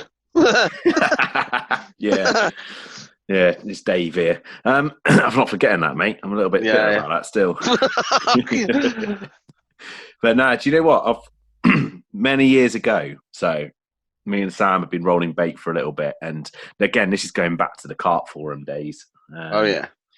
And you were sort of known, I guess, for what you've done, your bit of research, and what you've done with milk proteins. And me and Sam actually saw, so like close to us, there's or when Sam was living down here anyway, there's a cheese factory up in. Oh yeah, I can remember this. Davis, I can remember Sam getting hold of some whey protein mega cheap. That's right. I can't remember this. Yeah, I can. and basically, How long ago was that? Jesus Christ, that's a long time ago, Sam. This is going back. So there's a load of boys around here who like family works at the cheese factory, and they're getting this whey protein, like real cheap, and it's 25 kilo sacks, isn't it? And they're talking like £12 for a sack through like the staff discount and stuff. That couldn't have been the real deal. I bet it was. I bet like 10%. it was whey powder. I bet it was whey powder. Probably, but these boys are all fucking hitting the gym, and after their sessions, like down in loads of it. And we got hold of someone else. We were like, "Fucking hell, this is unbelievably cheap." And I remember Sam sent a data sheet over to you or something, and you were just like, "Yeah, nah, forget it, boys. This stuff's just full of sugar." Something. Yeah, that's it. Yeah. It was whey powder. Yeah, it was whey powder. Yeah, dog shit. I do not remember that. I mean, it was super sweet, so obviously it was. Yeah. Yeah, it's just full of lactose. Yeah, it clinged to your hands and was sugar. It was. Yeah. I mean, all whey proteins are quite sticky anyway. Even the high protein ones. Yeah, but this was different. I can remember that, Sam. I can still actually remember you sending me the message. Yeah, I can still remember. It was about 12, 13 years ago. That was. Yeah, you're right, mate. I can't remember that. The funny thing is, there's still a load of Cornish boys like up on the moors, still drinking that, thinking they're getting like the next Arnold Schwarzenegger. Yeah, literally. Yeah, they're not getting the results. Just getting fat from it. The lactose. Jesus, funny. Anyway, this is it's comprised of caseins. It's the label is vague. Caseins, whey protein concentrate, lactalbumin, Brocacel, peanut meal, tiger nut flour, maize flour, kelp, powder palatants, MSG, tiger nut extract. Sorry, this isn't your bait then, Sam? No, this isn't my bait. No. Sorry, I thought this was your bait that you'd rolled. So I know you had rolled like a high. That's another one for me. That's incongruous when people make these baits with lots of milk proteins in, and they actually make a point of saying it's far removed from a fish meal, but then they add, which to me is what goes hand in glove with a fish meal, and they add kelp or seaweed. I don't add anything like that to any milk protein baits or peanut baits or anything, because I'm trying to stay away from any food signal that resembles anything from the sea, any fish meal source or anything. So I don't do that, and I've never understood that. I don't know if it's. So you'd do the same with. Sorry, mate. Yeah. So you'd do the same with like a nut sauce as well. You'd remove the milks from like a nut bait. No, not the milks, but like your seaweeds, and I've seen people making baits, and there's another one that they've gone from nothing to quite big in a short period of time. But they're putting like pre-digested fish meal in baits that they're touting to be milk protein baits, and I don't get it. I mean, if somebody comes to them and says, "I want to stay away from fish meals," and they actually suggest that bait, then I don't know. I mean, if they can read, they've only got to look at it and go, "Well, there's pre-digested fish meal in there," and they'll probably go, "Oh yeah, we put it in there because it's super attractive." Like, but it just makes no sense. I mean, if you want to make a bait that's nothing like a fish meal, don't include anything at all that's derived from fish in the bait. Yeah, I get your point. Yeah. So moving on from the tank testing that I briefly mentioned earlier to you, I've tested a lot of essential oils in there, and I've got a lot more testing to do. And I'm not going to name the essential oil because I haven't finished testing it, and I'm not going to. Yeah, I've seen you've bought shitloads of essential oils off Oils for Life. Yeah. Oh, you mentioned Oils for Life on our last podcast. Yeah. I reckon I've seen it. I've seen your picture on your page. I reckon they owe you some commission, mate, because I've spent over £100 with them, and I'm sure we've had so many messages about essential oils and where to get them. Yeah. So Yeah, that might be why they fucked up my last order then. I fucking ordered something off them and it took ages. I had to ring them up in the end. Well, I don't know, mate. I don't know, but yeah, I've ordered loads of different essential oils for testing. There's one essential oil. I'm not going to name it. I'll just say it's a citric fruit. Okay. Yeah. Now, I can douse floating pellets, which are mostly. Oh yeah, you got quiz. We're getting crazy for it. Yeah, but the thing is, it's not just an investigatory trigger or they will eat it. They will literally eat it. So obviously the palatability is there. Now these are little koi sticks which are doused in freaking essential oil. I never in a million years would I thought they'd suck it in maybe and spit it out. No, you could chuck off an orange in with a big koi and it'll eat it. Yeah, but an orange is very different from solid essential oil. Well, yeah, but an essential oil, but you're only putting drops in, aren't you, on a pallet? Yeah, but it's a little stick and it's smothered in essential oil. Yeah. It's like you say, there probably is citric acid in there. I bet there is, actually. The more I think about it, I would say there probably anything that's derived from a citrus fruit, it's going to have citric acid in there. It's got to, mate. Yeah, it's got to. If you look at the extraction process, of the peel, it's going to have citric acid in there. But I mean, yeah. So look, I'm not shocked that it's attractive. I'm shocked that it's palatable enough to keep on eating it. Yeah, because it'll only be at natural levels anyway. It won't be like adding neat citric acid powder to something. No, but forget about the citric acid. We're talking about the fact it's an essential oil. So I mean, yeah, I know they're highly concentrated, but yeah. You were saying earlier about or whatever company it was, stating really high levels of. No. I mean, the only reason why I was dumbfounded at these levels is because you just don't need them. You just don't need them at that level at all. Right. So it's not that they'd be repellent. No, I wouldn't imagine so. No, I wouldn't imagine so. No. Mm-hmm. Well, anyway, I mean, look, I was absolutely shocked at the fact that these fish would keep on eating this. So are they kois or proper carp? The kois at the minute. I've got proper carp coming very soon. I mean, the kois are proper carp anyway. They're not genetically. I mean, yes, yeah, they're not much different. No, but I've got king carp coming soon. Mm. Yeah. But no, I mean, they will literally keep sucking them down. And I mean, fucking hell. The essential oil test, I've been testing a lot. The essential oil test. Sounds like the orange oil, that does, Sam. Come on, give the game away. Sounds like you're testing the orange oil there, aren't you? Why do you think that? Because I told you it's good, and you've bought some of it, and it really is good. Haven't you seen the amount of oils I've bought, though? Yeah, you bought shitloads, yeah, but you said it's a citrus fruit. I mean, could be one of the others. Hey, to be honest with you, I wasn't going to mention it out of respect for you, but yeah, it is that orange oil. Yeah, it will be. It's superb. Honestly, mate. Honestly. I've tested it. Don't forget, I've tested it. I have tested it. No, Dean, I know you have, mate, but I didn't want to just mention that name on. It's the orange oil. I've given the game away anyway because I told people where I'm buying my oils from. But you've still got to get the levels right anyway. In a feed bait, you've got to get the levels right. Yeah, but I've just basically said they eat it. Yeah, you can't. You can't overdo it. Yeah.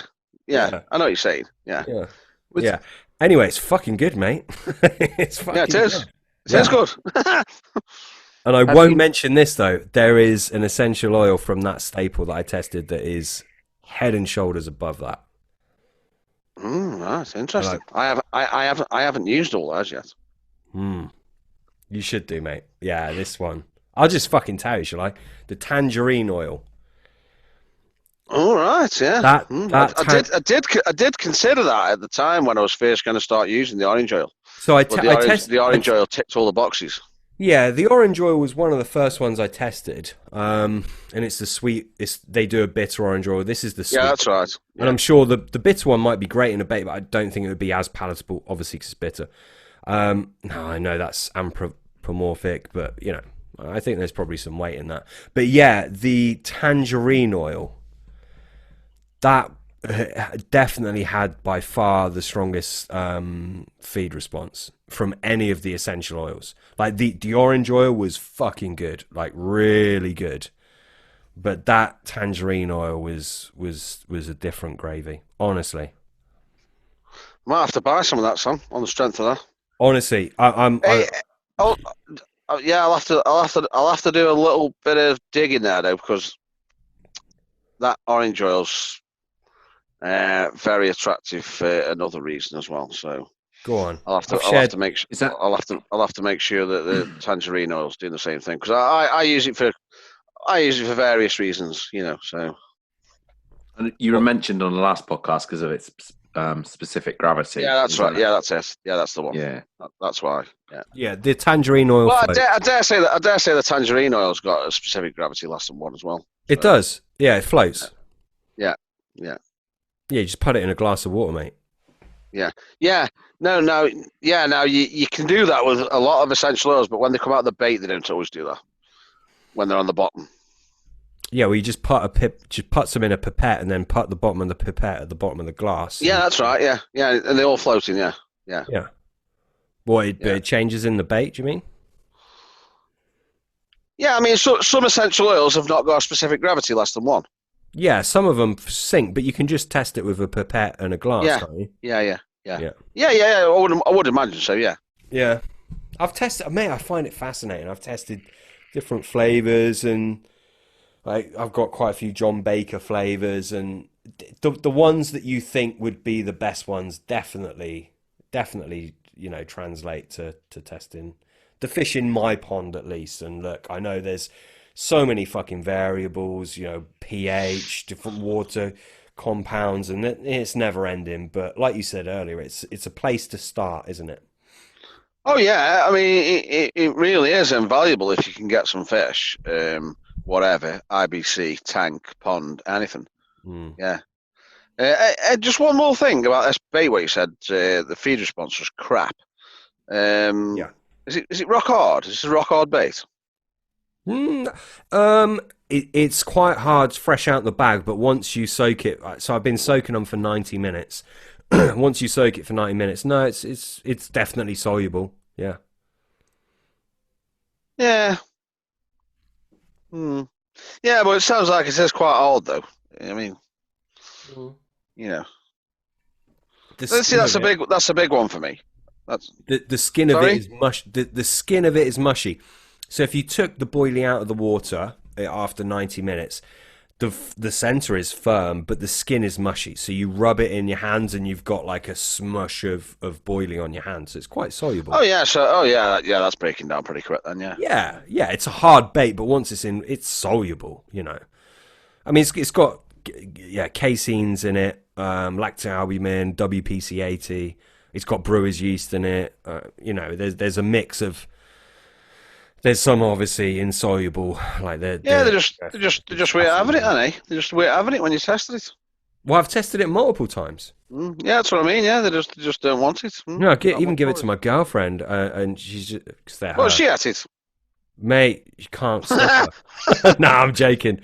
No, because she feeds them, and it's like it's her sort of bit of pleasure, really, going out looking after her little. Oh, feeding the fish, yeah. Yeah, she loves it. Yeah, my wife has to do that when I go fishing. She'll be doing it now. I've got an IBC in my back garden with there's 10 carp in there. They've grown quite well this year. Oh, nice, mate. Yeah, well, my girlfriend loves it, and she's like, they just don't like this, do they? So yeah, I find it absolutely fascinating. My problem is like there's so much I want to test. And you can't just test bait after bait after bait after bait because they're going to get full, and there's possibly some kind of chemoreception fatigue. I don't know if that's something you buy into or not, but I mean it's like us. If we smell loads of things at once, we're like fucking hell. I can't. No. I mean, like you say, it's not scientific to test them after you've tested them on something that they love or something that they ate. No. I think you can block the receptors up. You can overstimulate the receptors. You can saturate the receptors. So yeah, you can't do it that way. Yeah, I think twice a day, 3 times max. If you want to play it safe, I reckon that's the sweet spot for testing. Yeah. 3 different things a day, if you can space it out. If not, just 2. Yeah, I'd be giving them a good 4 or 5 hours in between everything. Exactly. Yeah, at least. Yeah, but then again, let's say you did test a load of things in a row, and then one of those things they all of a sudden went fucking nuts for, like in real contrast to the other things. That would pique your interest, wouldn't it? Because that shined through everything else. Yeah. So it works both ways, I suppose, doesn't it? Yeah. You still there, Pete? Yeah, fell asleep. I've not. Do you know what? I've just I'm enjoying this a bit too much. You know what? This is the thing with a podcast now. It's like a good little escape from life. And I send the missus upstairs. I've got the downstairs free. It's nice and quiet. Mate, I've chinned my 4 beers and I've started on the only alcohol we've got left in the alcohol cupboard, which is the port. I'm drinking port. Oh, you're living the dream now, Pete. I am, mate. And do you know what? Like Sam, I actually am living the dream now because I'm actually sitting in a bivvy, waiting for a run, watching the water, seeing if I can see anything top over my spots, and talking about fishing and drinking beer. That really is living the dream. But do you know what? That's what's the nice thing about this podcast as well, mate, is the fact that we can do this. And do you know what? People listen to this all over the country, like driving up and down the motorways, and like you're a bloke that owns a bait company, you sell bait for a living, and you're sat on the bank having a chat with us. I think it's pretty cool, mate. It's pretty good. Yeah, it's quite good, isn't it? Yeah, we enjoy it, don't we, Sam? Yeah, it's people all over the world listen to it. Good point. All throughout Europe, Pakistan, Japan. We've got quite a few in Japan. I think it's over. I think I might be wrong. I think it's over 1% of our listenership is from Japan. Now, 1% doesn't sound like naff, but when you look at our numbers, I mean that's a lot of people in Japan listening to our podcast. Yeah. It must be taking off now. Then the actual sport fishing in Japan. Either that or I don't know. I don't know, mate. I don't know. Is it Monster Carp? And they're listening. Monster Carp did an episode in Japan, didn't they? And there wasn't many people that carp fished over there, but it might have taken off after that. Ah, I didn't know that. Yeah, they did one in Japan because it's full of carp. Obviously, Japan. Yeah, there's loads of carp there. Yeah, I've not seen that one. I think it was the first series, to be honest with you, Pete. Oh, do you know what? I have seen that, and it was. I remember sort of there's like a famous mountain, or they're in the mountains, weren't they, or in the mountain in the background? Yeah, I do remember that. They fished a big river as well, didn't they? I think they fished a big river over there. A lot of people hate on Corda and like Monster Carp and things, but I actually think that's pretty good light entertainment on TV. Yeah, I think. And for carp anglers, it's great, really. I don't really complain about anything that's to do with fishing if it's on TV. 100%, mate. Yeah, 100%. I'm in agreement. It beats Coronation Street every time, doesn't it? So. Yeah, for sure. There was a Carl and Alex one. Do you watch the Carl and Alex videos? Yeah, they're good. They're good. They're nice lads as well, aren't they? They are, mate. They are. To be honest, when you watch them from how young they were to making YouTube videos to where they are now, they've come a long way, haven't they? They've come a long way. For sure. And they're pretty good. They're pretty good anglers as well, aren't they? They catch fish. They definitely catch a few, but then it would be like imagine having a YouTube video or a YouTube channel where you didn't catch anything. It'd be difficult, wouldn't it? Yeah. But the one where they went out to Japan, or the older brother Carl, I think it is. Oh yeah, I see. Anyway, where he buys that koi and he has it sent back. Yeah, amazing, isn't it? And out there, it's just like it's a way of life almost, isn't it? Sort of it's the koi. It's massive money, the koi industry. Yeah. But yeah, we've majorly sort of gone on a tangent there. I can't even remember where we were. Yeah. I mean, I guess what we could move on from regarding the tank testing is amino acids. I mean, obviously there was that paper, very well known paper, that was published which showed several amino acids to actually be repellent. I'd like to test this in my pond at some point. But do you have an opinion on that? Now, look, I know there's millions of variables, and when amino acids are blended together, it's very different than that amino acid on its own. But have you got any opinions on that point, Dean? Yeah, basically what you just said. It doesn't make any difference. It makes no difference to a bait because you're never presenting them on their own. So, but no, I mean the papers. There's loads of them that some amino acids are deterrent, and they are because they're just. I mean, you've got to remember. I mean, just for the benefit of the listener, you've got to remember when they do these things that they use fairly. I mean, nothing's inert, but they use something, a carrier, a jelly or whatever, and they just put the amino acid neat into that, and then just see what the response of the fish is. And yeah, they've shown that they spit some of them out and move out of the way of them.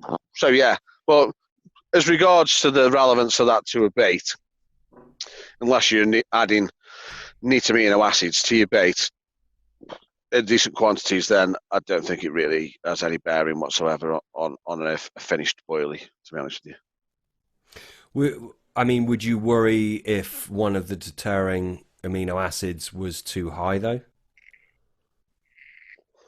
Not really, because it's in intact proteins for a start, unless you're using a fully hydrolyzed liquid that it's high in. Then, I mean, you've got to remember, if you've got, say for instance, let's say threonine is supposedly a deterrent, and you come across an ingredient and it's high in threonine, don't worry about sticking it in there because it's incorporated into the protein anyway, so it's not free. So don't worry about it. Yeah, fair enough. Just to switch gears yet again. It's like my favourite saying for this podcast, but just to move on from that. In terms of chemoreception and even just food preference, do you feel that there's potentially a difference between commons and mirrors? Yeah. So do I, but I don't know what definitely, the is. Definitely. Definitely. I mean, I do know some very good anglers that don't think there is, but no, the common is definitely a different animal to the mirror. See, so do you know what it is? Do you know what the preference differentiation is between the two animals? Well, you hear various things talked about. I mean, I can remember NutriBaits always used to say molasses was good for the big commons, or cinnamon essential oil was good for the big commons, or various other things, but I've never really pinpointed it. But there was one particular fish that I fished for. It was in a small water. There was only 24 carp in there, and there was round about half a dozen big fish. When I say big, ranging from say low 30 to low 40. And we went on there. The first time we went on there, I'd known about this water for ages, and we went on there in 2010.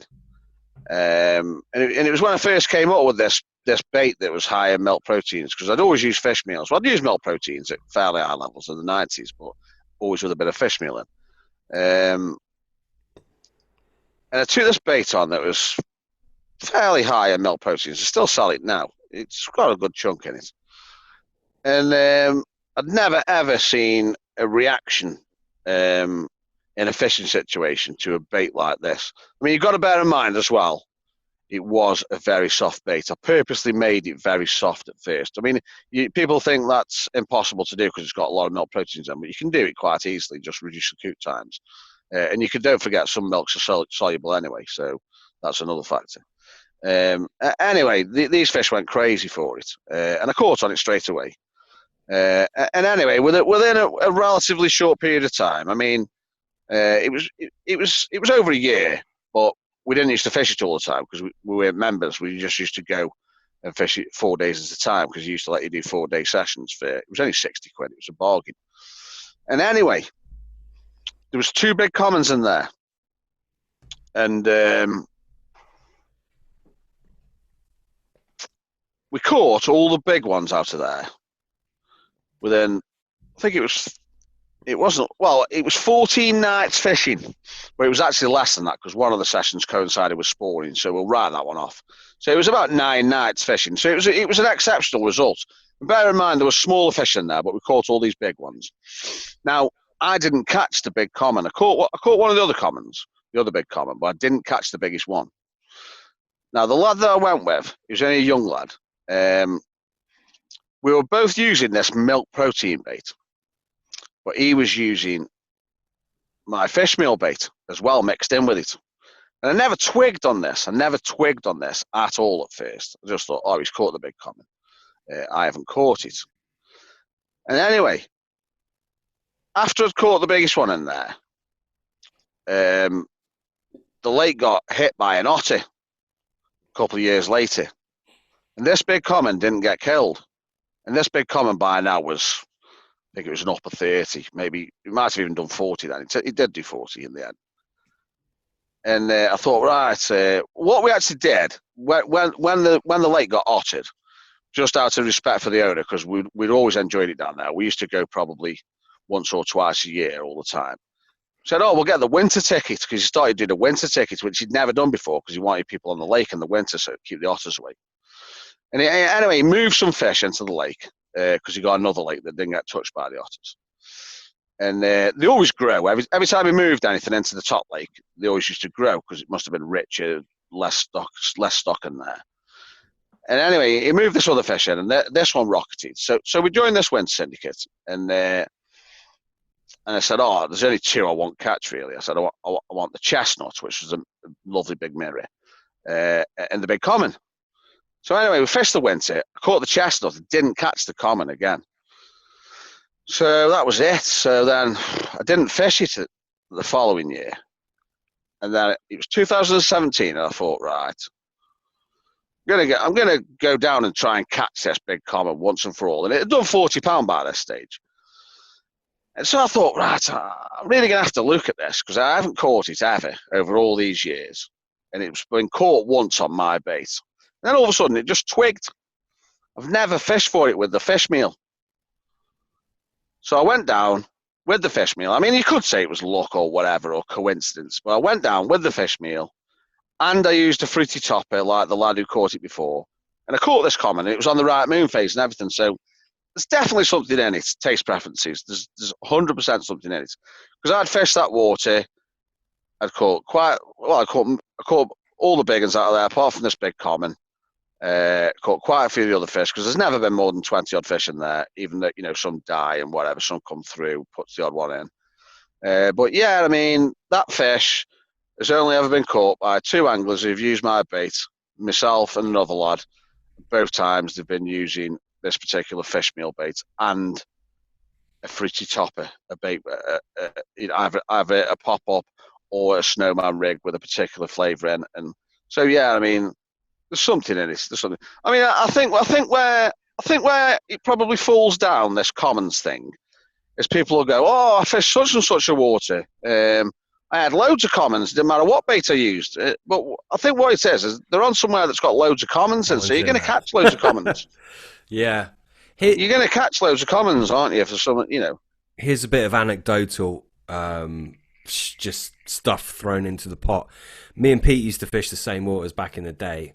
Side by side, Pete would catch way more fucking commons than I would, like across the board from more than one waters, wouldn't you, Pete? It used to really, really bug me, didn't it, back in the day, because I wanted to catch the scaly mirrors or whatever. We fished the water with these. We fished the water with these fucking stunning old scaly mirrors in, and it wasn't like there probably was more commons than mirrors, But I was just catching. I would generally catch way more mirrors, wouldn't I? And you'd catch way more commons. Fucking weird. Yeah. I can't remember where I was going with that. I feel like this podcast is going to pot. But yeah, you said you had a fruity topper. Interestingly enough, Pete, it was our target. You had a fruity topper on it. When I finally caught that target fish as well, that was my fruit aminos. You remember that bait, Pete? Which was basically these hook baits. It was a fruit flavor, but the main thing that was working is I added an amino acid blend in there and some of it. It was a really fucking good single hook bait mix. I have lost the mix. It's long gone. I've got a rough idea what it was, but it's long gone. But I mean, that's eventually how I caught that fish. Yeah, when you're actually talking about I'll just tell you this one because this is a recent story, and I'll tell it for a couple of reasons. One about complacency of size of fish, and the other one about preferences. I fished home pool twice this year. You know where Black Eye used to live. Yeah. I mentioned it to you before where that £50 used to live, Black Eye at Terrier Court. And it's a lovely pool. It really is a nice little pool. And there's still big fish in there. There's only 30 carp in there. So we've had 2 socials down there because, I mean, it's ideal for 4 mates because you get the full lake to yourselves. I mean, it's only an acre, but it's quite long. There's facilities there and all the rest of it. There's still fish in there to high 30s, maybe low 40s. And we've been down twice this year. Now, this is pretty insane. And the first time we went down, one of the lads had a good hit on maggots and casters, and all I caught was one little 3-pounder. But we won't mention that. and the other one of the lads who uses my bait, there's one koi in there, an orange koi, they call it the carrot, and he caught that fish using my nut bait. And bear in mind, there's only one of them in there, and I don't think it comes out a bit, but I don't think it's like a complete mug. It can't be a mug because it's in pristine condition. It's been in there since it was about £5. It's £26 now. So anyway, we went down again 4 weeks later, and I caught it on the same bait. You know, sometimes fish have definitely got taste preferences. And what about old carp versus younger carp? Do you feel that their tastes change as they age? I 100% believe this is where milk proteins are a big edge, I think, personally. You got to tell us about that then. You got to go into that, mate. I personally think, I mean, I haven't been on anywhere for a while. And really use this milk protein bait of mine because I've been messing about. I sell a few different baits, and I'm actually using that milk protein bait tonight on one rod, so we'll see what happens. I'm 100% convinced that old carp that have been seeing boilies for a long time, let's say 30 years plus, have definitely. They've probably got 2 things. I think big carp, especially big old carp, I think the amino acid requirements is different than smaller carp. Let's say carp under £20. And then I also think because of the age of the carp and the effect that milk proteins with the casein and the casomorphins can have on the brain, I definitely think you get a stronger reaction from old carp if you use a bait that's got good levels of casein in. I think it's because of the best analogy I can use is somebody who's packed in smoking. Yeah? Somebody who's smoked for 40 years and only been packed in for 3 years. If they're presented with a cigarette after they've had a few beers, there's a higher chance that they're going to take that cigarette because of the brain chemistry and all the rest of it, and all the memories and the addiction, the strength of the addiction. And I think a similar thing happens with the search image that the carp gets, an older carp. if it's been eating baits. Because you've got to remember, milk proteins were a big thing in boilies 30 years ago, 40 years ago. So these really old carp have probably had lots of baits with milk proteins in. And I have noticed 100% that you do seem to catch. I mean, it's a difficult thing to do on waters with loads of carp in, but I think there's definitely some sort of gravitation by large old carp to milk proteins. But the thing where it falls down now, I think, is because you get lots of large carp now that are not that old. You can be fishing for 40 pounders that are 10 years old. I mean, I'm specifically talking about the old fish, because I mean, yeah, I think sizes. I don't know actually. That's a good. So let's say you've got like an ancient 50-year-old carp, right? Same stock, same lineage. One of them's 20 pounds. One of them's upper 40. Do you feel they would have a difference in food preference, in food requirements, or do you think it's just the age that would determine their requirements, if that makes sense? Well, it's a big subject. It's a bit of both. I honestly think that larger carp, let's say over 30 pound. I think the nutritional requirements is different than carp that haven't got the genetic potential to get bigger than 22 pound or whatever. Okay, so how do we pitch our bait so we're targeting those bigger fish?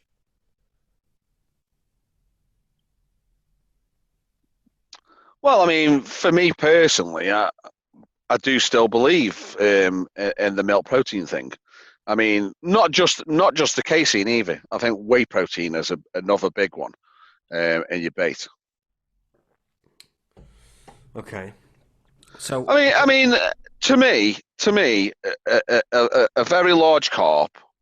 I mean, whatever people want to.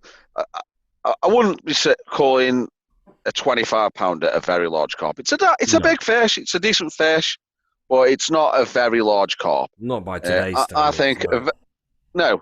I mean, even a 30-pounder in some areas is not even a very large carp anymore. Yeah, exactly. Which is a bit mad to me, but that's just how it is now. But I think that they are well. I mean, the difference anyway. Straight away, they're different because they're bigger. So there's obviously something going on with their genetics and makeup, conversion rates, and all the rest of it that makes them bigger.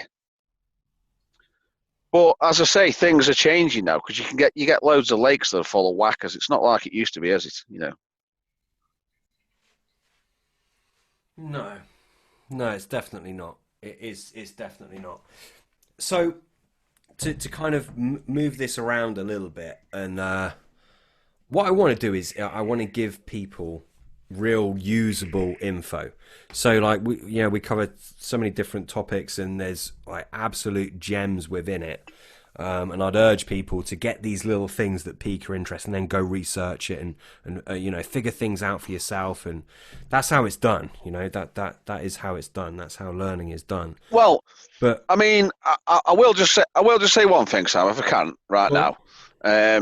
Well, after the last podcast, I did get quite a lot of messages and emails and all the rest of it. And I wasn't being rude, but I've been down that route before, answering them all. And you can spend forever in a day. All I would say is I'm being pretty open and I'm trying to help people, like you guys having me on chatting about bait.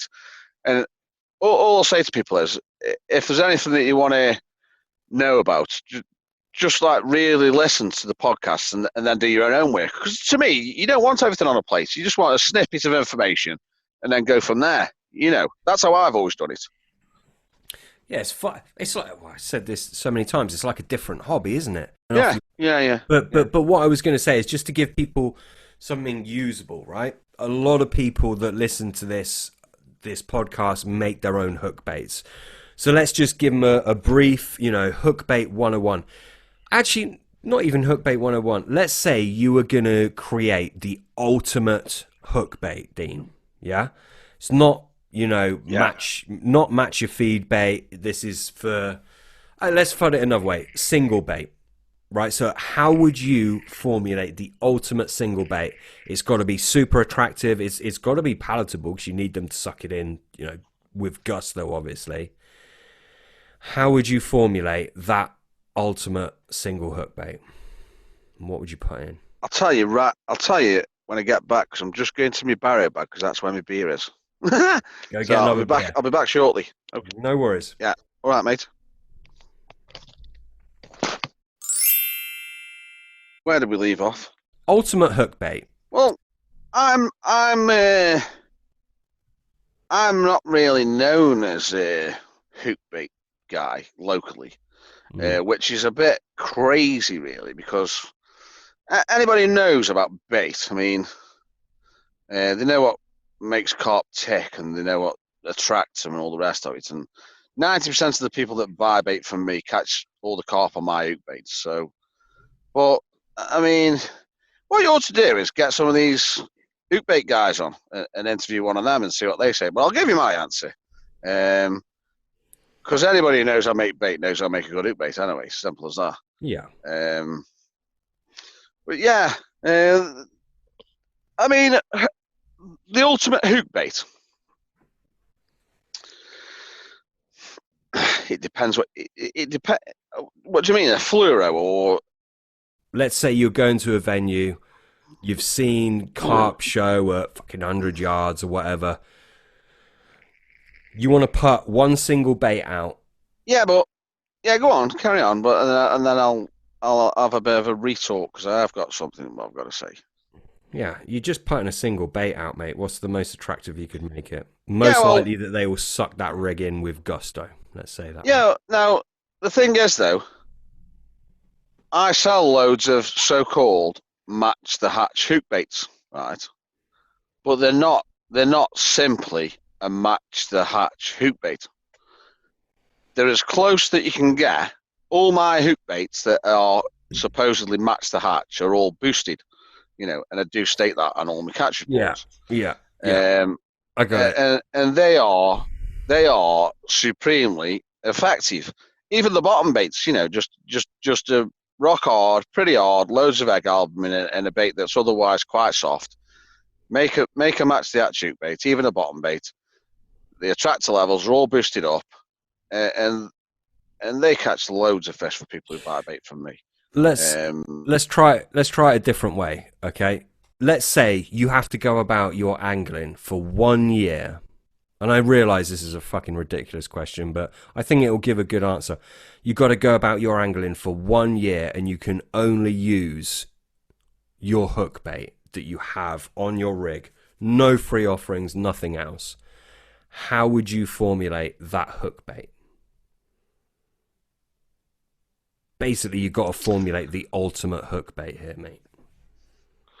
Go. Well, I mean, this is where I'll give you my take on the hook bait craze.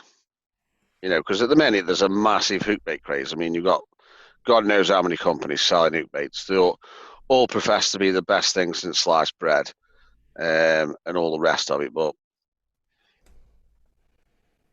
there's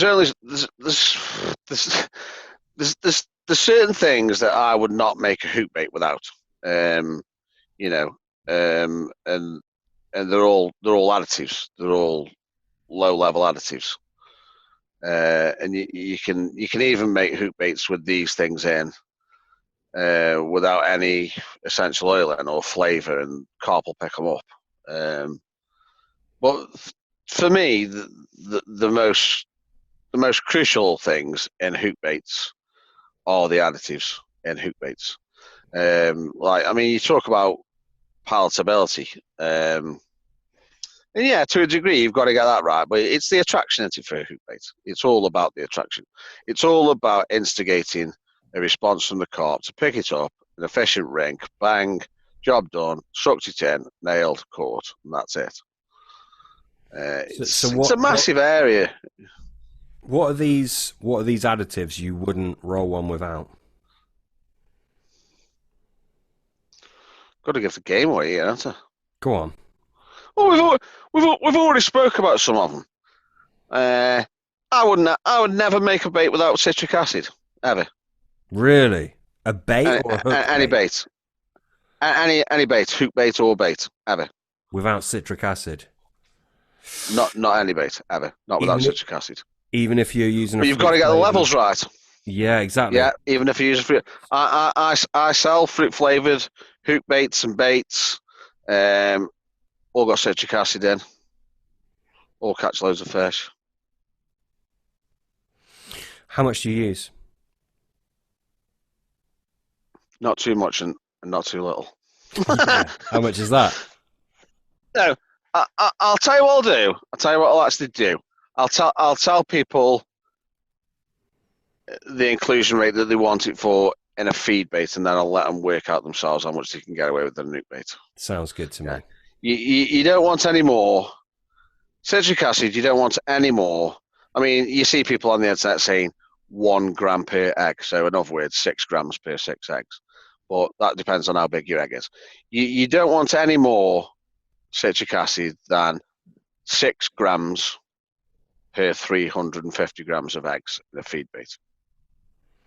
Okay. Yeah, so then they'll have to work that out for themselves. So bear in mind, go on.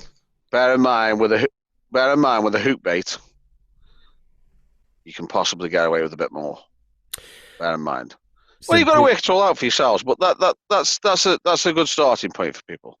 There we go, listeners. You can do your own research from that. I mean, citric acid is a superb additive. It really is. You obviously find it more effective for hook baits. Am I right in saying that? Or you obviously think it's a bit of an edge in hook baits rather than a feed bait? Yeah, you've got to get it right. You've got to get it right in hook baits. It's critical in hook baits. It's not nowhere near as critical in the feed bait. Why is that though? I mean, it is critical in the feed bait because if you go too high, they won't want to eat your bait properly. But I'll tell people what they can put in a bait. But in hook baits, there's various factors for the hook baits. So yeah, I'm not asking you. I mean, look, I'm sort of taking the piss a little bit, tongue in cheek, but why do you feel it's more important to get that level right in the hook bait than it is the feed bait? Because the feed bait, they have to pick that bait up time and time and time again, whereas the hook bait they don't. It's just as important in the feed bait, and I've given people the level there in the feed bait. But there's a lot of other factors coming into play in the hook bait. Which are what? Remember, what a hook bait a hook bait doesn't get eaten and chewed up, and all the rest of it. So Sam often mocks me because I use citric acid in my hook baits, and then whenever we talk about this on the podcast, like there's a certain hook bait I'll use, I'll put citric acid in, and Sam will ask me like, "Yeah, but how much are you putting in per egg?" And I'm like, I'll say half a teaspoon. But literally for me, Dean, I'm talking half a teaspoon. I'm grabbing a teaspoon out of the drawer. Yeah. And I do half a teaspoon. Like, I'm not doing an official measurement. It's basically a dash. I'm putting like a dash of citric acid per egg. To be honest with you, for simplicity's sake, I know the weight of what I put in, but I do it by volume. Mm-hmm. And to be honest with you, you're pretty much on the money there with that. Okay. Well, I like that. I know for me and my hook baits, it makes a difference. I'm a big citric acid guy. I've used it for years and years, and I literally do half a teaspoon. And for me, it makes a big difference. And you're talking about tiny amounts, more or less, and how much of it is lost in the boiling process. When for me, exactly. How much is lost in the boiling process? Depends how long you cook the bait for, all the rest of it. What else is in the bait? Yeah, I would say one of the lads asked me this year. We were on about oak baits because he was like, he wanted me to make certain oak baits for him, and can we play about with this and all that. And he said, well, he just said to me, what's the most important thing for you in a hook bait? and he's going, which flavours and all the rest of it. He goes, and I just said, the powders, not the flavours, the additives. I think the additives are more important. You say additives, so we've got citric acid as one. What would be the others? Various things. I mean, I do use betaine. I tell you what. I tell you another thing. What I'll tell people: don't use betaine HCl. Don't. Interesting. Yeah. Yeah, don't use it. So only the anhydrous. Yeah, use that every time. Can I ask why? Well, the anhydrous betaine isn't joined to the hydrochloric acid, so it's a different molecule, and it's a closer resemblance to natural betaine that a carp will come across in the lake. And I think it's far better, far more attractive, more closely resembles what the carp will find naturally, and also.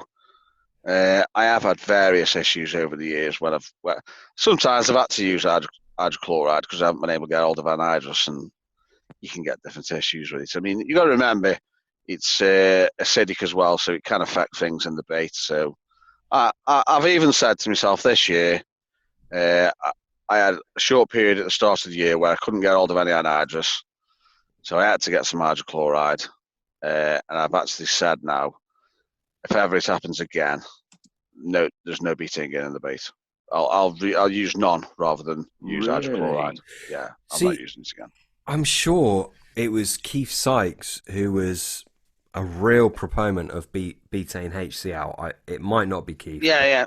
Probably is because it's Nutribates. Nutribates have only ever sold that one. Yeah. Yeah. I've got a bit of a question.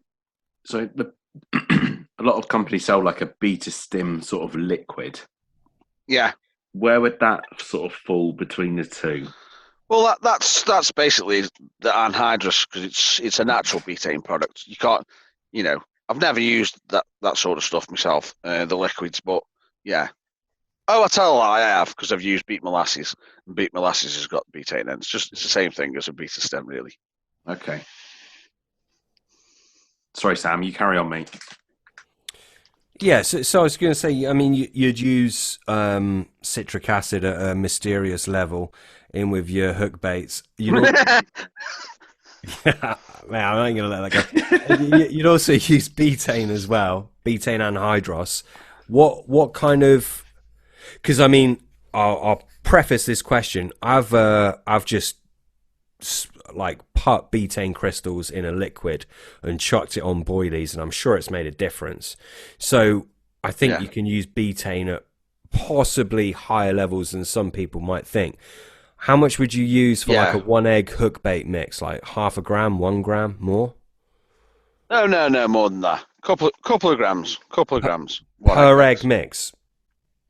Yeah, or for simplicity's sake, a 5 ml teaspoon. Yeah. Wow. Okay, alongside a gram or so of citric acid. Yeah, you can get away with a gram. A gram will work. So you'd use quite high levels of citric acid and betaine together in one bait, and you wouldn't worry about that being a bit too much. No, because they work. They're totally different animals. Citric acid and betaine are doing totally different things in the bait. So they are, but they both do. They are, but you've still got strong attraction from different areas from the carp. Do you not think that in itself could be a hindrance? You've still got what? Sorry. So you've got you've still got strong attraction properties from the betaine and the citric acid, and then maybe flavour. They're all working in different mechanisms with the carp's chemoreception, but they're all signaling very high frequencies to the carp. Do you think that in itself could be an issue? It's like the carp has come across this thing that's like powering out signals to it. Do you not think that could be counterproductive?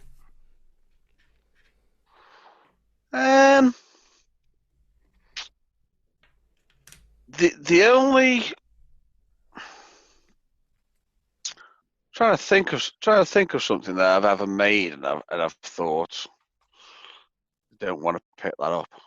Or see, I sometimes design things back to front. Sometimes well, it's not back to front. It's how it should be, really, but it's not how most people would do it. I'll design it on paper before I make it. That's how I do it. Rather than, well, yeah, but some people will make it, won't they, and then see what happens without designing it on paper. Don't know. Do they? Yeah, I bet they do. I bet most people who make a hook bait will possibly go, oh, I'm going to put some betaine in. And they won't do any research or citric acid. They won't do any research. Yeah. They won't work anything out on paper. No. They'll just go, yeah, we'll chuck that in. And they'll make it and they'll take it to the lake and see what happens. See, I don't do that. Yeah, that's what I was saying earlier. I think most people bang a flavour in, bang some betaine and some citric acid in, and possibly but they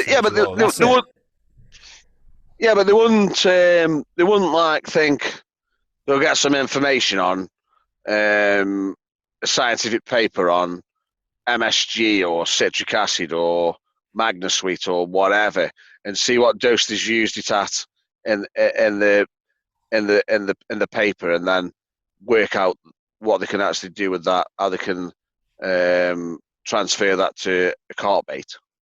Because people don't do that, do they? Because they'll just chuck it all together and see if it works. Yeah, exactly. Yeah, well, no, I agree with you. In terms of sweetener, you just alluded to sweeteners. Is there a sweetener that you have like a go-to sweetener, or you mix it up? I've used various sweeteners. You can't always get all the information about them that you want. Yeah. I mean, I'll tell you what I will say. I mean, Talin, Thalmartin, as they call it. It's they talk about it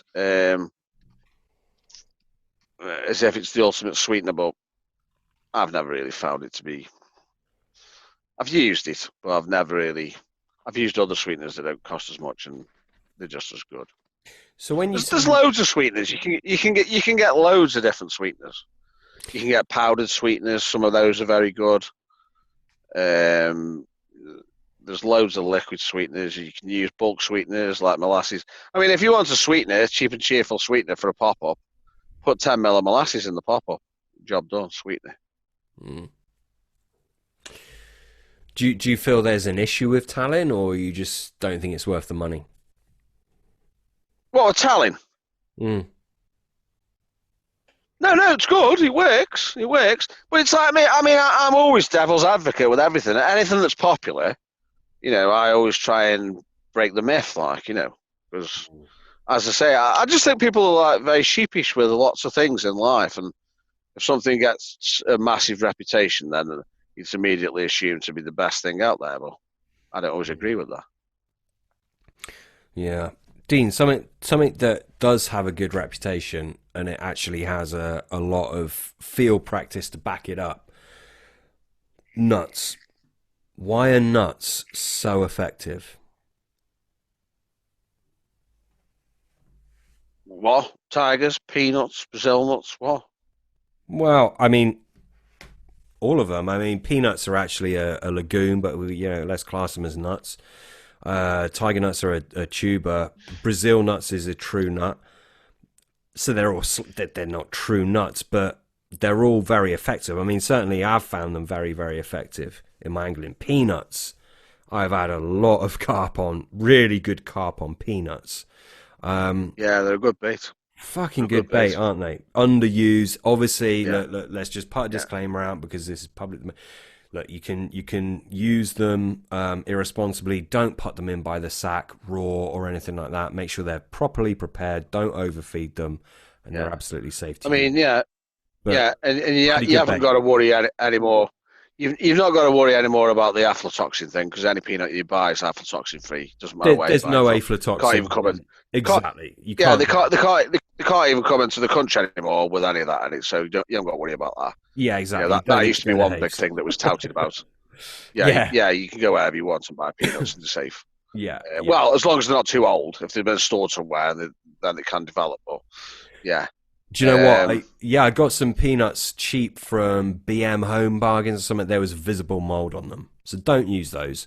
Get some good ones. Mole Valley owned brand is what I use. They're good peanuts. They're decent price. But anyway, peanuts, really good bait, very effective. Carp freaking love them.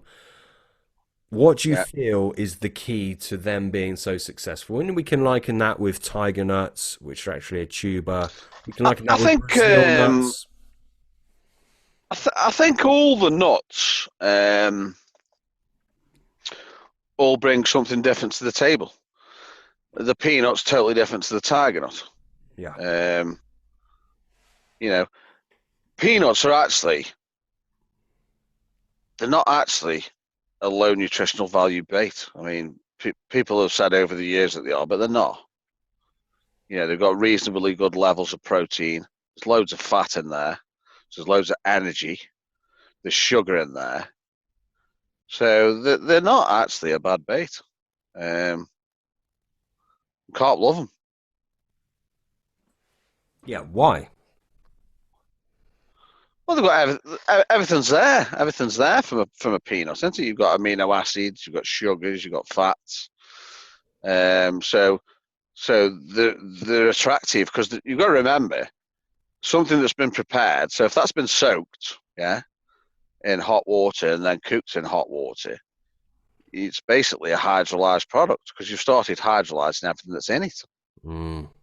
So you've already broken everything down, so everything's all leaking out of the bait, partly broken down. And this is the big word now: hydrolysis. But that's what you're doing with. You're doing that with every single particle that you ever use and cook. You're hydrolyzing something. That's all hydrolysis is, breaking things down. Yeah, exactly. Hydro. The clue is in the name. Hydro. Yeah. Water. Yeah. Bit of amylase and you're away, eh, Dean? Yeah, a bit of amylase. Yeah. I'm joking. You're poking the fire there, mate. Yeah. I mean, this is the thing, isn't it? Like we can spend hours on spreadsheets balancing up aminos and getting all the vits and mins. You can put in something like a Brazil nut, which is not nutritionally complete. Yes, it's got a lot of attractive things in there, but it's miles away from the boilie that you've spent fucking years perfecting.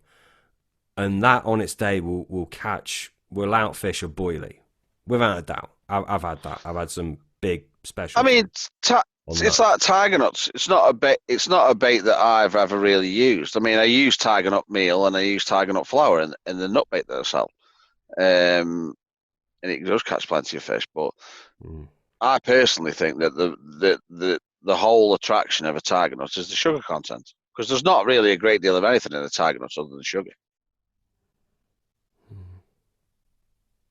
So if ever anyone needed any more proof whether sugars are attractive to carp or not, then just tell them to look at the tiger nut. If you think tiger nuts are any good, then they're just full of sugar. Sugars are big, aren't they? Especially at certain times of year. I think sugars come into their own, don't they? Yeah, definitely. Like now when the water's getting cold now. Yeah, exactly. That's the sugar time. Yeah. Absolutely, mate. Moving on to, we mentioned this early on in this episode, and we mentioned it in the last episode. Solitary sensor cells, receptor cells. This is an area. Solitary sensory cells, yeah. Yeah, solitary sensor cells. This is an area in carp chemoreception that is obviously not well written about, not well explored, not well studied whatsoever. What is it you know about this? Can you bring any light to this? Can you give us any clues, anything to go on? Because it's a totally new area for me, I'll be honest with you. Yeah, I mean, they've been known about for a long time, but obviously the only systems that have been extensively studied is the olfactory system and the gustatory system, and that's it. Yeah. And they found the specific agonists for those, but then when they do, I mean, there is studies going on for these solitary sensory cells, but they just seem to react to virtually anything. So when people are saying, well, let's jump into that. Why is that? Why would they have this mechanism that they can detect shed loads of different things? Why would they have that? well, I mean, I suppose it's an evolutionary thing. I mean, if you live in water, it's got to be advantageous that you can detect anything that enters the water. So, whereas the gustatory and the olfactory systems are all centered around food acquisition, the solitary sensory cells could be centered around both food acquisition and survival. Sensing different things in the water. So if you were to liken that to a human phenomena, it would be touch. Like we can touch is what is around us. Yeah. We don't know if it tastes good. We don't know if it feels good, but we can touch it. Yeah, or I mean, yeah, it's a bit of everything, isn't it? I mean, in a human, it's like if somebody's blind or deaf, then I dare say that throughout their life they'll have more accidents than somebody who's able-bodied because there's a better advantage in the environment than the other person.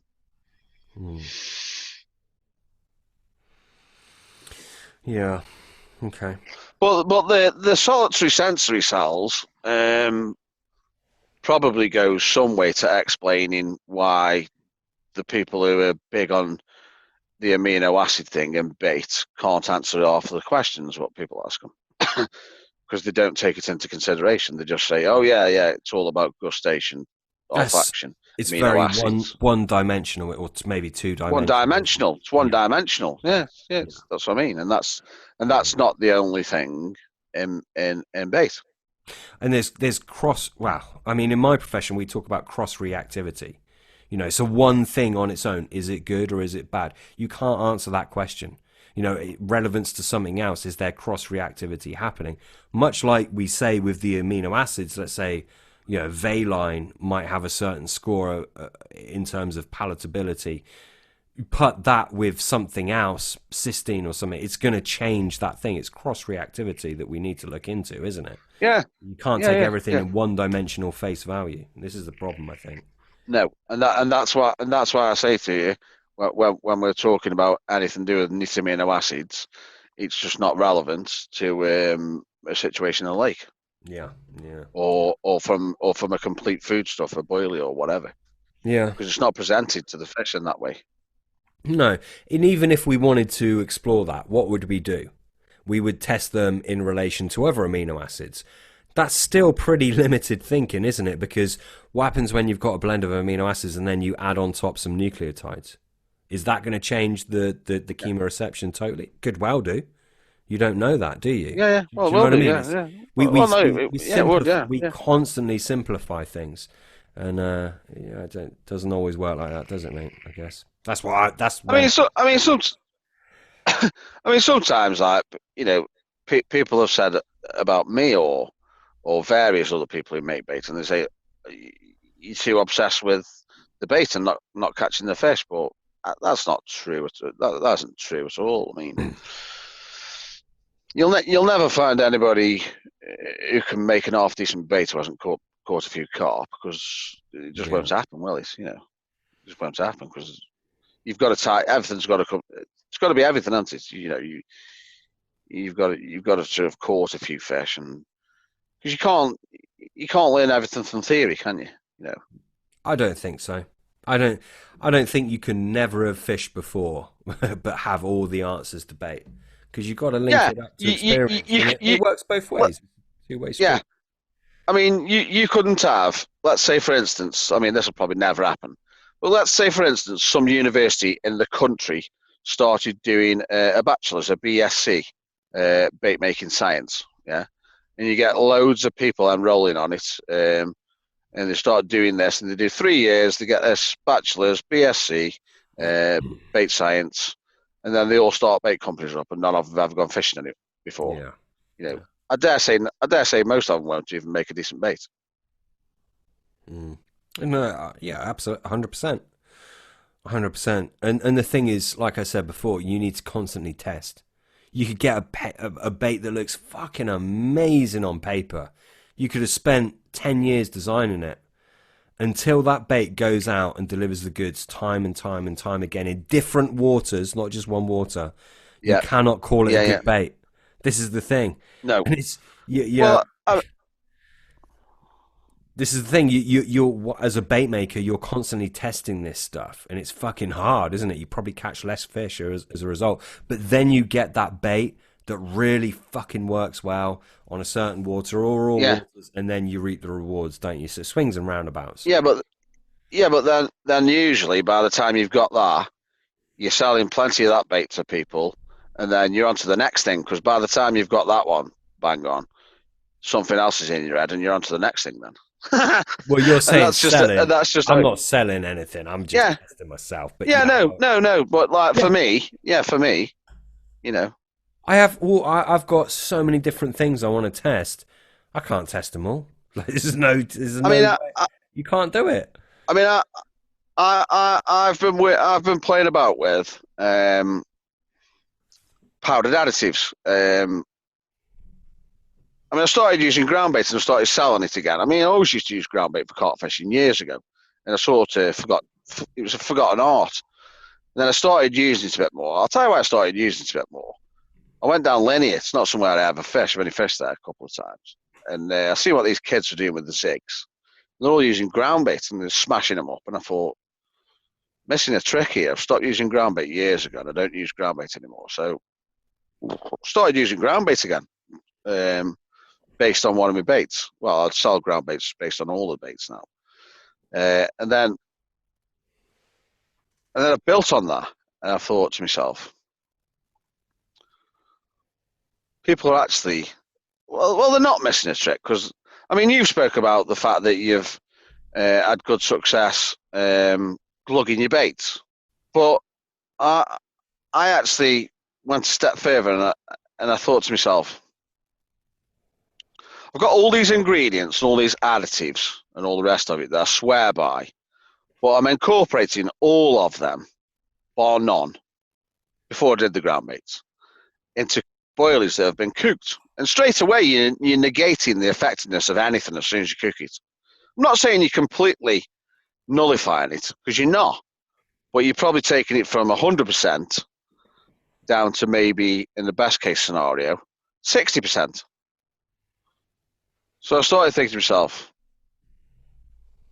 missing a trick here, because if you think these things are that good, the best way you can use these in your traps, I'm not saying entirely, is by using them in a neat form. You know, because something that's neat and hasn't been affected by a cooking process, or the solubility hasn't been affected, is far more potent and far more soluble than anything that's been cooked, and that's what I've been playing around with for 2 years, and I'm just going to be bringing out a new product now, and it's been very good. It's been very good, and it's not a new thing using sticks and all the rest of it, but it depends what you're incorporating into the sticks, doesn't it? And the bags and all the rest of it, you know. Yeah, definitely. I've started using ground bait. To be fair on you, you alluded to this in our last podcast. You said, because I've got this idea from two places. One of them is you. You said in the last podcast about using ground bait. And then, as I mentioned earlier, I was speaking to Kenny Gates about his ground bait that he's worked a lot on. From the two, I was like, oh, okay, I'll give that a go. I haven't used ground bait for fucking a long time, since I was a kid probably. But yeah, you can get the goods in the water in their free form without denaturing. Instantaneously. Very Instantaneous. Easily. Exactly. Yeah. I had one of the lads. I had one of the lads in my unit yesterday. He's down fishing at Bluebell now, and I've made him a test bait because I've got hold of an attractor, a new attractor. Basically, I wanted something off the flavour still I'm using with certain things in. So it was fruit baits really, and then the lads have smelt it, and the fruit baits have started catching. One of my mates had been to France and had 350s off one spot on these fruit baits. And then a few of the lads have said, "Oh, can you knock me some bait up with it in?" So at first, I put it in one of the baits that I already sell, and then I said, "No, I'm not going to do that. No, I'm not. That's it. I've done one batch, and that's it. That bait doesn't need improving. I don't want to change that bait. It's been catching fish for 13 years. If I'm going to do a bait for this attractor, it's going to be a new bait because there's two things that there's 5 things that I've been wanting to do for a while, but there's two additives I've never used that I wanted to use. So anyway, I've rolled in this bait, all in 12 mils as well. Fucking takes ages. Anyway, and so there's a bit of this base mix left over for this new test mix. So I says to him, I'll do some ground bait with this. And he's like, ground bait? I'm going, yeah, ground bait. He said, oh, I don't use ground bait. I said, well, you might want to start thinking about using it because, like you just said, I'll be totally honest with you. I've gone on very few waters and used ground bait in the last 2 years and not caught. Very few waters. Whether it just be in a spod mix, dusting the baits with it, in a bag, in a stick, wet it down with some liquids. It just seems to do the business all the time. And I said to him, I said, Luke, I said, the way you got to look at it is, I said, not with this bait because it's a new bait. I said, but say with Super Orange, which is the bait he's been using of mine. I said, if you think that bait's any good, and obviously you do think it's good because you caught plenty of fish on it, there isn't a better way of introducing all of those tastes and smells from that bait into the water than from a ground bait that's made out of the base mix that bait's made out of. Mm. And he just said, well, yeah, actually, I didn't think about it like that. I said, well, it's not been cooked. It's got all the same ingredients in. None of the solubility's been lost. It's an instantaneous hit. It's in the water. I said, and if you walk around a lake, 90% of the time, 90% of the people are doing the same thing. Oh yeah, I put 2 kilo out and I put a couple of pop-ups over the top or whatever. Ground bait it's an underused tactic. I mean, you know that yourself now. If you've been using it, you've been catching on it, then it really is an underused tactic. Yeah. There's a lot of mileage in it. There really is. Dean, there's 4 questions that I want to ask you before we end this podcast, and I'm not suggesting we're ending it anytime soon. Maybe we are. It depends how you're doing for time. But you mentioned on our last podcast, that there was an essential oil that you needed to source from elsewhere. It's not from Oils for Life. What is that essential oil?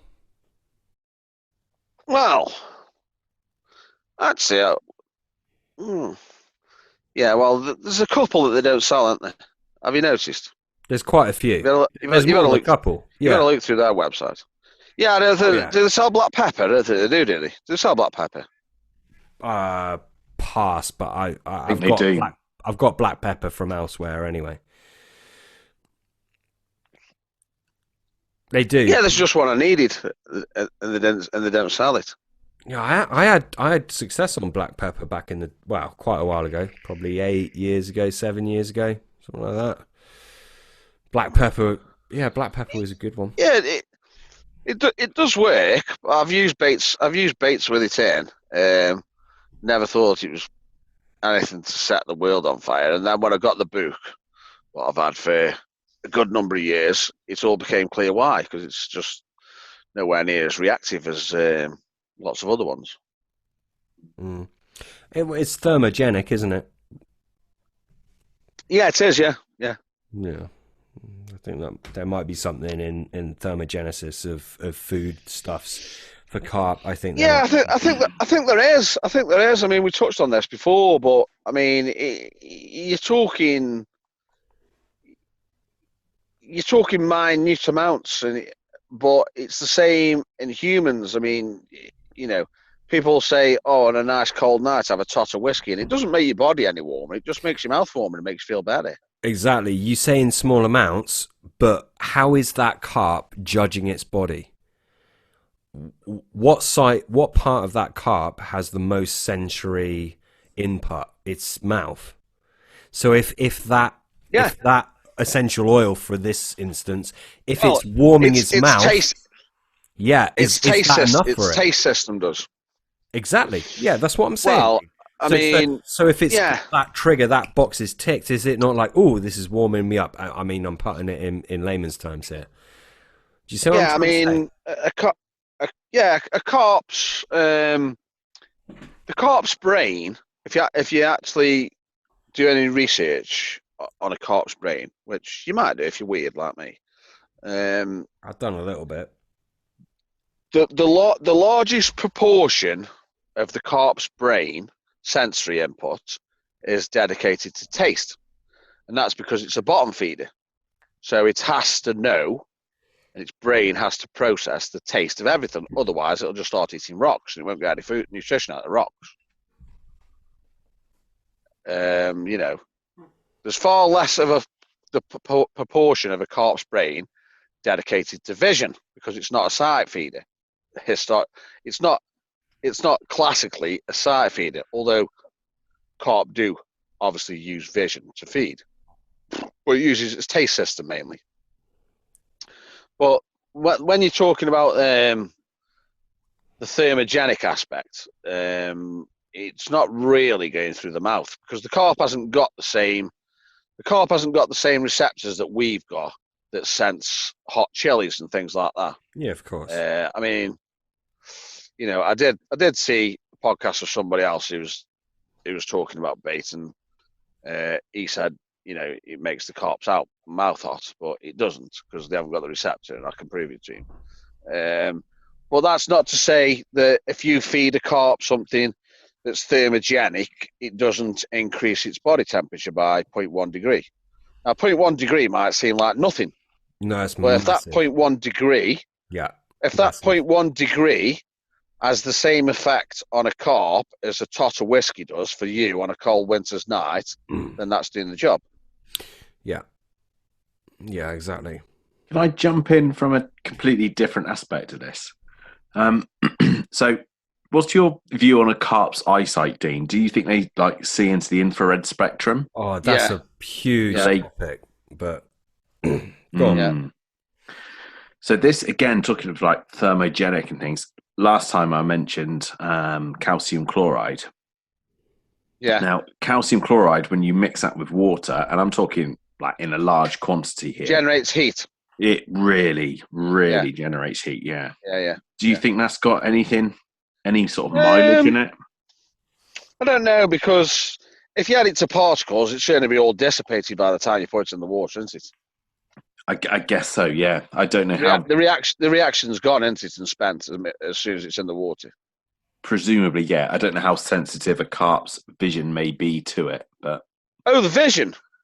yeah. Oh, you're looking at it from that angle, are you? So from an infrared sort of. Yeah. It's actually funny you should say this, because not last winter, but the winter before, I got a ticket for this new water. I mean, it's not really anything special, but it used to be Dead Man's Shoes. It's never had big carp in, but it's a real nice lake. And anyway, I started fishing it in January, and there was not really anybody catching. And I was using ground bait on there. And I was actually making the ground bait with hot water from the cattle. I was boiling the cattle on the bank, and I was catching. And some of the takes were quite quick. Not all of them, but some of them are quite quick. And yeah, I mean, they can sense heat and things. I mean, as regards vision, with the infrared thing, you've got to remember that they probably can't see, even if they can see in the infrared spectrum. It's probably only on things that are reflecting any infrared light. Okay. A lake at night. I mean, you're probably looking at it from the point of view of an infrared camera, aren't you? Like what the police use and things like that. Yeah, I don't know. I remember reading, and I'm going to say it was Ken Townley, but I could be completely wrong on this. But he wrote some articles, or someone else, I'm sure it was Ken, anyway, talking about sort of like a carp's infrared vision and actually sort of like how they believe they could see sort of like a bivvy. If the bivvy's sort of door was up and it was retaining heat, they believe they could see it from the water's edge. I tell you what, that Yeah, well, so Ken has mentioned it, and the carp's vision to heat, etc. But believe it or not, Dean, he actually cited you as the source of his knowledge of that, and he basically said, he's basically said he couldn't give the game away because he owed it to you, and it was your information. Yeah. Well, I had an article published on Carp's UV vision and Big Carp in about 2013, 14, because a carp can see in UV, and I think that's far more important than infrared. So, this is fucking fascinating, and I think, Dean, to be honest, I think you got quite a lot to talk about on the carp's vision. Before we move on to that, I want to bring it back round to that question that hasn't been answered yet. And I realise I'm really pushing you, Dean, but I guess that's kind of my role as host. This essential oil that you don't want to mention that you couldn't get from Oils for Life, what is it? Because it's not black pepper oil. No. I'll tell you, it's garlic. Wow. So that's something, again, I've been using recently. And you were talking about how these other companies mention using essential oils at really high levels, but garlic essential oil, that is something to use. Garlic essential oil is probably, I've never used the Mexican onion one. They reckon that's strong. Garlic essential oil is rocket fuel. It's potent. It's ridiculous, to be honest. Yeah, it's unbelievable. One of my other questions that I really want to ask you, on the last podcast, you said circa 2014 you realized that there was glaring holes in the HNV theory, right? This is what you said on the last podcast. What are those holes, and what led you to that discovery? I mean, well, the first thing I'll say is, you've introduced me, flatteringly as a bait expert. I'm not a bait expert, and I don't actually think there is a bait expert. There's bait enthusiasts, and there's people that know more than other people. But at the same time, there's that many ways of skinning a cat in bait. So there's loads of things. As I said on the last podcast, I've spoke to other bait makers, well-known bait makers, time served, highly respected, and they'll say things to me, and I'll think, never heard of that. And I'll say things to them, and they'll think, Jesus, what are you using that for? So as I say, this bait expert thing, I've only ever met one bait expert in my life, and he doesn't sell bait commercially, and he never will do. Alan Walker, yeah. Alan Walker. Yeah, I got that wrong, didn't I? Never really ever met anybody who's got that level of knowledge in bait ever.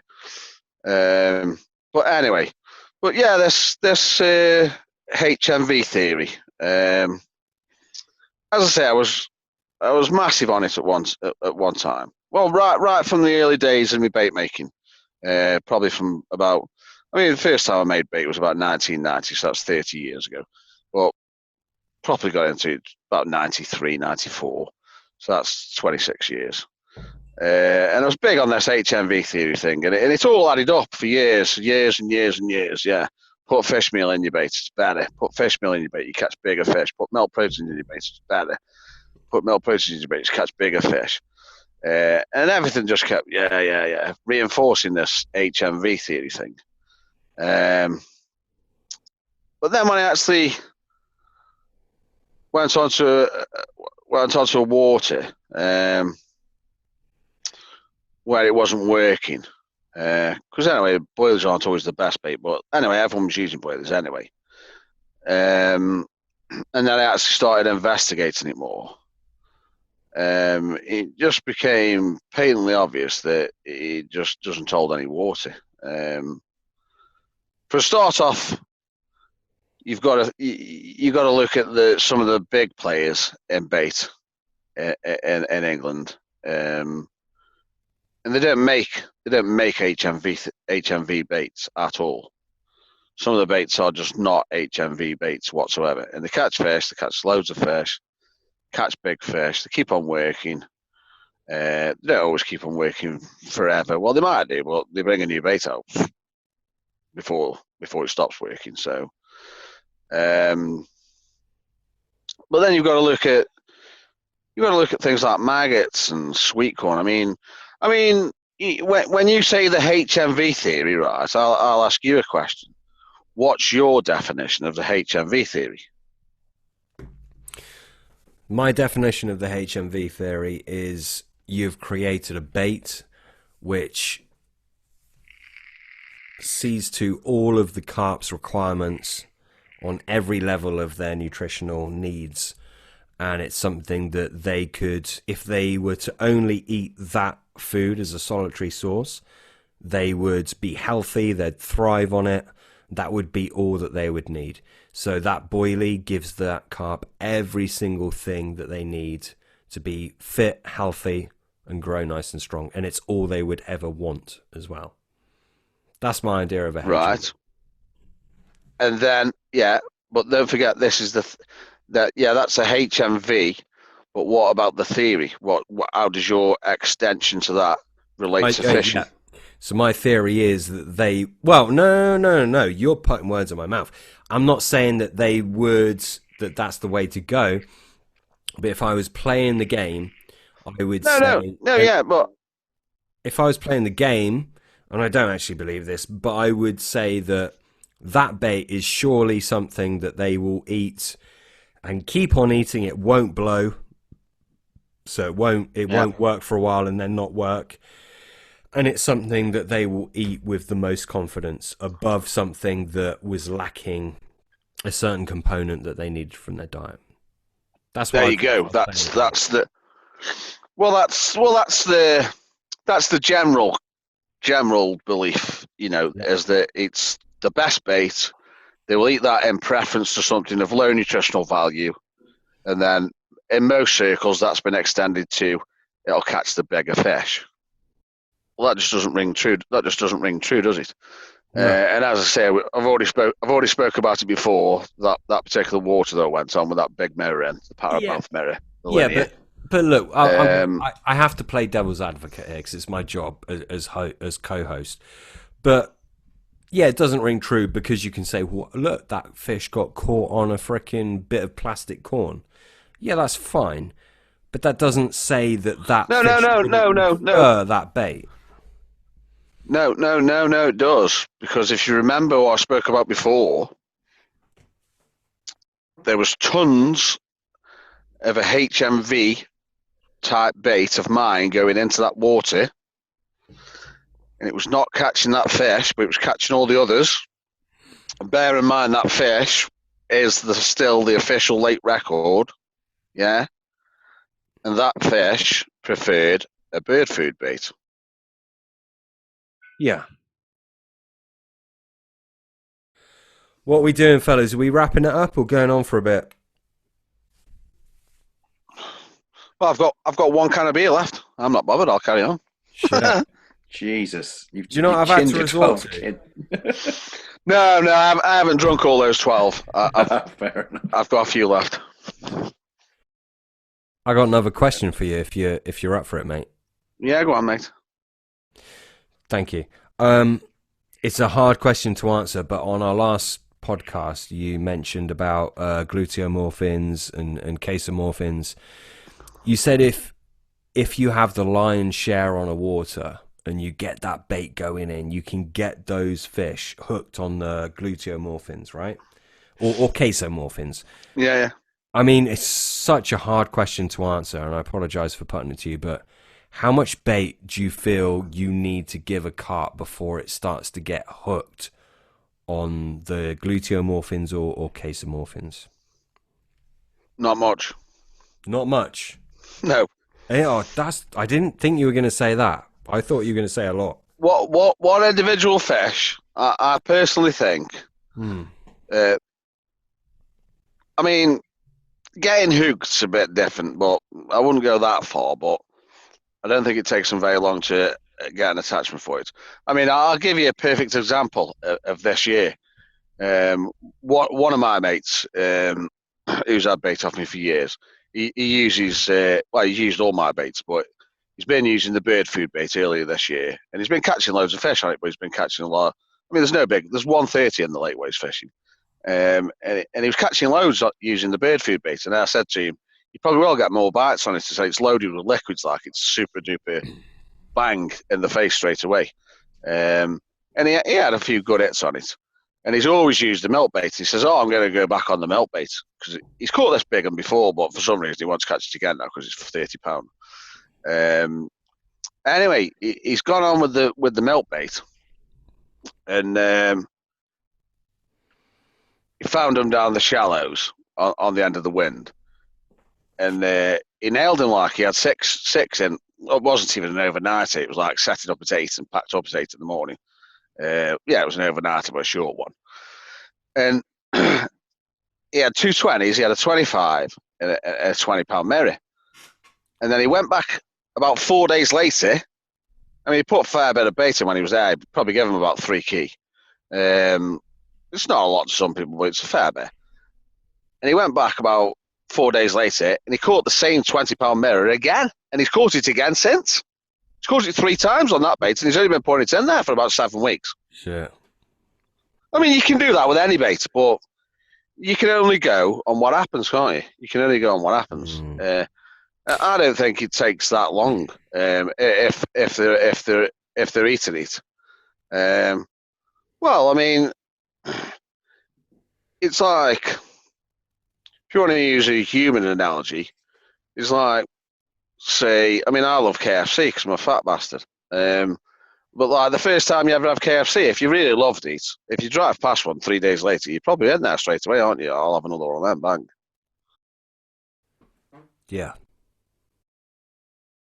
What do you think's at play there? It's brain chemistry, isn't it? It's all about brain chemistry. Yeah. So, I mean, a carp might have a very small brain, which it does have. Compared to us, a carp's brain is tiny. But the carp's brain still runs on exactly the same set of neurotransmitters as our brain does. Yeah. If you so out of your bait range, right? Is there a certain bait or baits that you find tend to do repeat captures? Some kind of trend that like the fish get hooked on it, like no pun intended. The fish keep eating it and eating it and eating it. Is there any common themes between your bait range? I mean, all of them do. And as I say, I've just spoke about that milk bait, and then there's the bird food bait, and then there's the other bait that wouldn't catch the big one, but it catches loads everywhere else. And then there's that nut bait when we've been down Owen Pool this year and caught the same fish twice in 2 sessions. It didn't come out in between those 2 sessions. That's nuts, isn't it? You know, what's the name of that bait? The nut bait, the squirrel. That is the squirrel. I called that one. The squirrel. That's a good name. Yeah. But I mean, fish can get attached to any bait, can't they? But I personally think the strongest attachment reaction is from the milk protein baits. The wheat comes a close second, but I think it's the milk's what's the strongest one. Yeah. So let's say, I mean, this sounds like a fucking advert now. It's not. This is totally off the cuff, and I'm kind of interested as well because I wouldn't mind using a bit of your bait. Like your knowledge is head and shoulders above mine, of course, and I'd like to use your bait. But so someone coming into you, they saying to you, let's say they're fishing a water that is fairly low stock, where it's low stock. They're fishing for old fish that don't get caught much. I mean, where would you point them?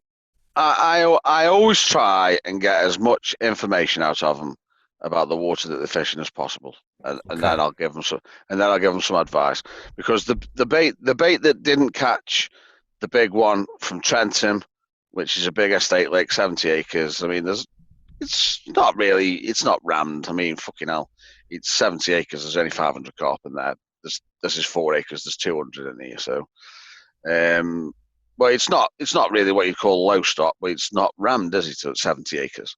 No.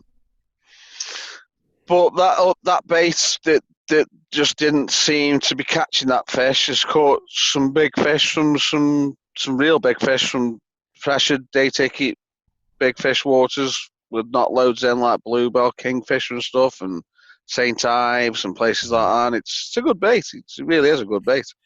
Okay. So let's say I'm fishing a water that's just under 30 acres and there's 18, possibly 19 carp in it.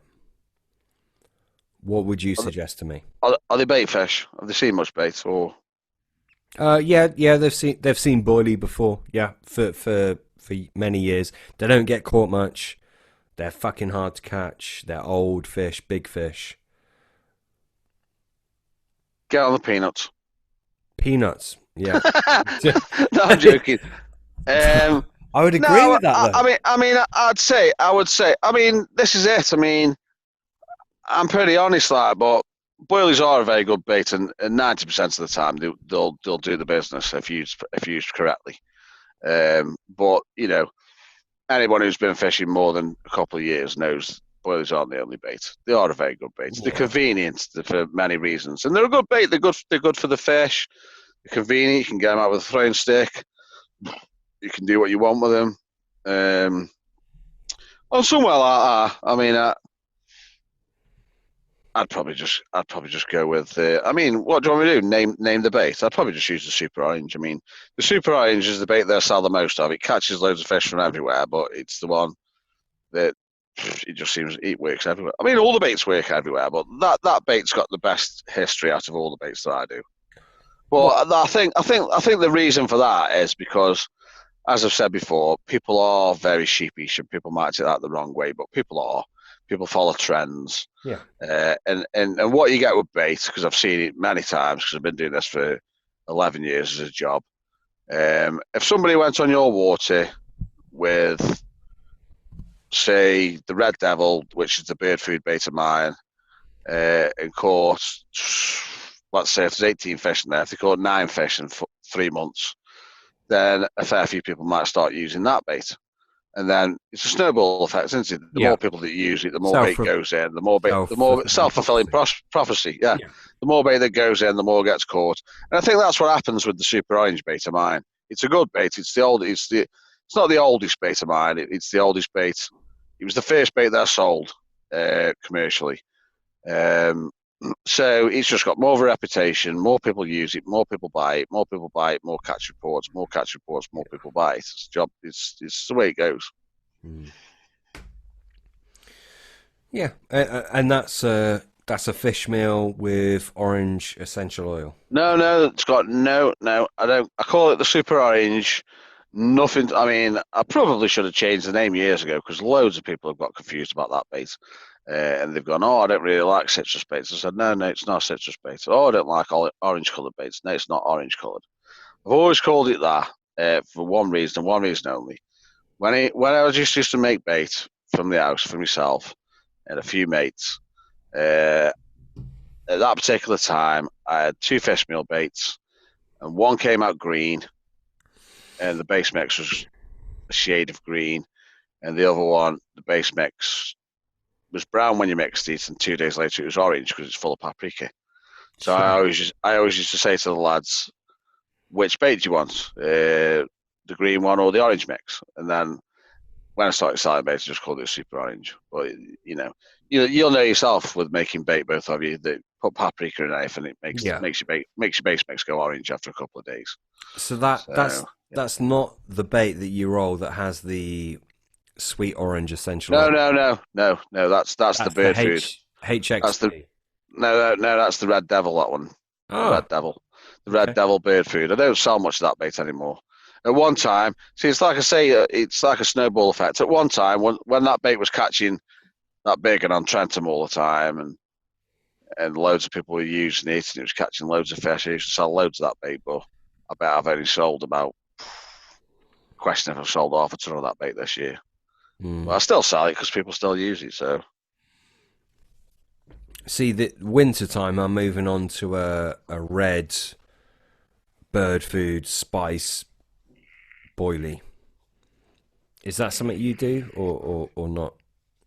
yeah. Well, that red devil's spicy because it's got robin red in. Well, I don't actually use robin red anymore because it's changed. There's another company that's a bit of an offshoot. Well, I think they're ex-employees of Haith's, and they brought another one out called Kingfisher Red. But I was assured that was the same as the original Robin Red, but it's not quite, to be honest with you.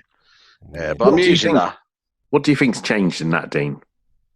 Well, I know what's changed now because Go on. they've had to disclose all the ingredients because they've had to change it because they've had to disclose the ingredients, and the dye that they used to use has been banned. I mean, loads of Yeah. people used to say there was caramel red in there, but I don't know. It was different in the 90s. It used to stain your buckets red, but it doesn't do that. It didn't do that. It didn't do that before it was changed recently, but it still made your bait red. Yeah. Well, I mean, the good thing about the fact that they've disclosed the ingredients is that the guesswork they did as to what was in Robin Red was virtually right anyway. I mean, Robin Red's an expensive ingredient for what it is. It's basically bell peppers, paprika, a bit of vegetable oil, a bit of brown sugar, and a bit of red dye, and that's it. It's £8 a kilo for that.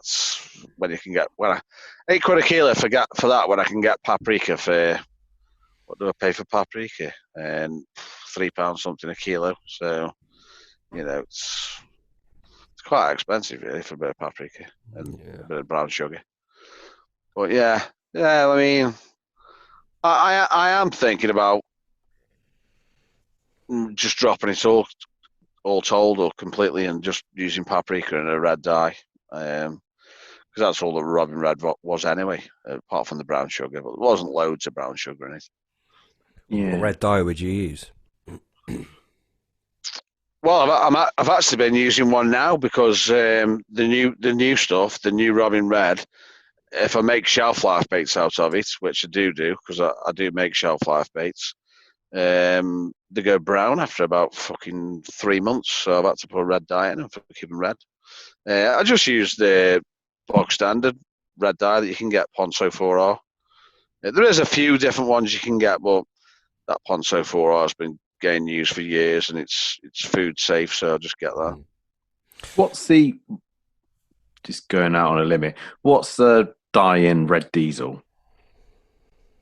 No idea. I wouldn't be surprised if it was that Ponzo 4R, I'll be honest with you, because it's cheap. I've been told from fairly good authority that was the original dye in Robin Red. Robin Red. Yeah, it might be. I don't know. I don't know. Robin Red's a bit of a weird one, really, because it really did used to stain a white bucket red. If you put 2 kilo Robin Red in a white bucket when I first started using it in the 90s, that bucket would go red. But that hasn't happened for years when I've had Robin Red. No, that's it. And then a lot of people talk about, and I'm going to pronounce it wrong, but is it the anisanaxin? Yeah, that Cantaxanthin, yeah. Yeah, which is similar to Carafel Red, I want to say, but I could be completely wrong. No, it is, but it's it's just like it's a naturally occurring thing, that is. It's in shrimps and stuff. Right, yeah. and that's something that people used to think was a big thing with Robin Red, but And salmon. yeah, I mean, it's a bit of a mystery ingredient. Robin Red is. I mean, it was quite cheap, wasn't it, years ago? And then it just went a bit more expensive. But I think I used to pay about. I think I used to get it in 1 kilo bags for about £4 when I first started using it. I mean, if you want 1 kilo of Robin Red now, it's about £12, isn't it? Yeah, oh, yeah.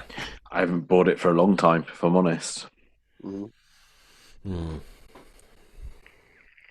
So, I mean, I think we're probably rounding off the podcast here, and those listeners that are listening in to create their own baits and one of those edges, you can probably log off now. I'm going to ask Dean a bit of a taboo question.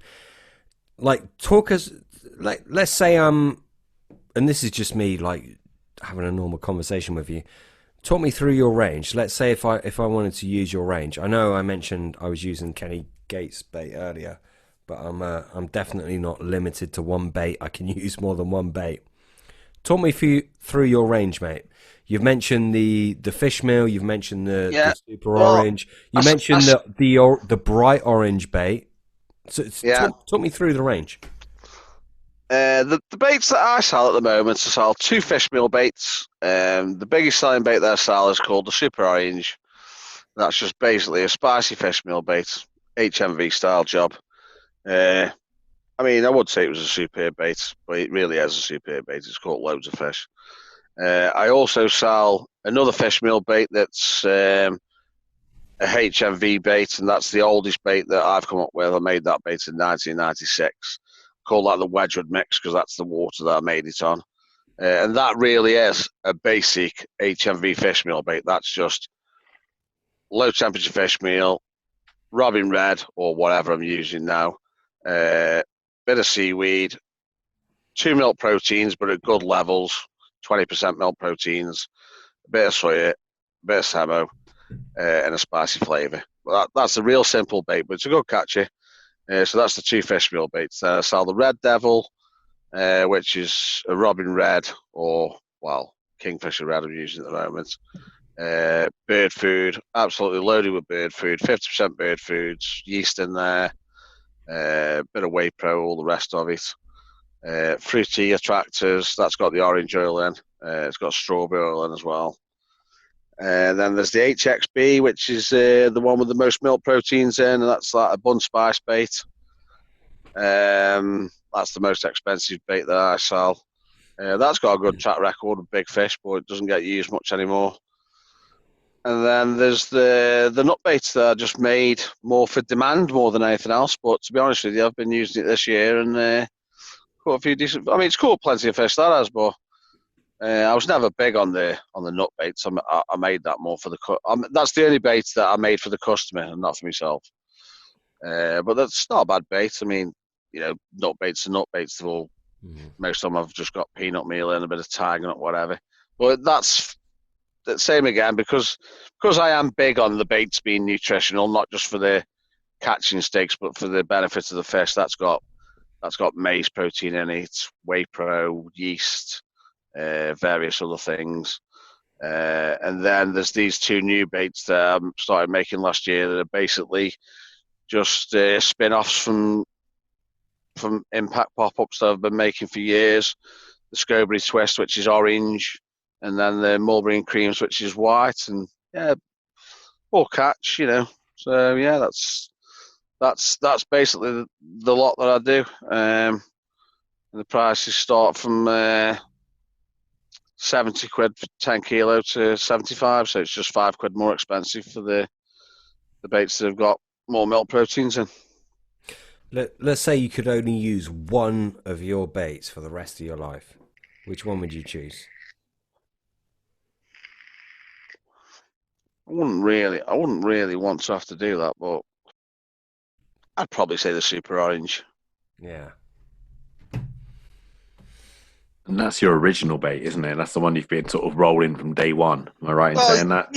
Yeah. Well, the oldest bait in the range is the Wedgwood mix, but the Super Orange is it's it's a more up-to-date fish meal, if you like. There's no pre-digested fish meal in the Wedgwood mix because I'd never even heard of it in 1996. So,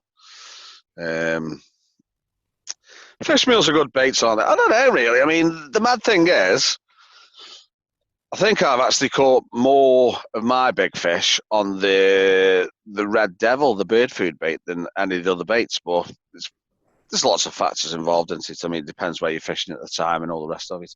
I've caught decent fish on all of them, so and the customers have caught decent fish on all of them. I don't think I've got a bait that hasn't caught. Oh yeah, I've got a couple of baits that haven't caught fish over £40, but in this country, but they've all caught big fish. I mean, our class of 30 is a big fish. They've all caught 30s. The Red Devil, what? Obviously, it's got bird food in it. What else has it got in it that you're able to tell us about? The Red Devil. Yeah. As I say, it's just a high bird food bait. It's 50% mixed bird foods, a bit of whey protein concentrate, spices. The calf milk that I use. Well, yeah, it's only got the one spice in from the Robin Red. Okay. Bit of maize protein, yeast. Always put a bit of soya in all my baits. I quite like soya flour, so that goes in every bait of mine. See, I mean, that's another thing you'll hear various people like saying they don't like soya flour. Well, I actually quite like it. I think it's not a bad ingredient. Yeah. I have read people saying that they think soya flour is a waste of time at our levels, but I've used it at 25% in various baits, and they've been good catches. You've got to be careful you've got to be careful with soya if you haven't got too many strong binders in there. It can make the bait go soft a bit too quick. There's quite a few different soya meals out on the market, though, isn't there? Yeah, there is. Yeah, I mean, I've always used full fat soya. I use true soya. I do.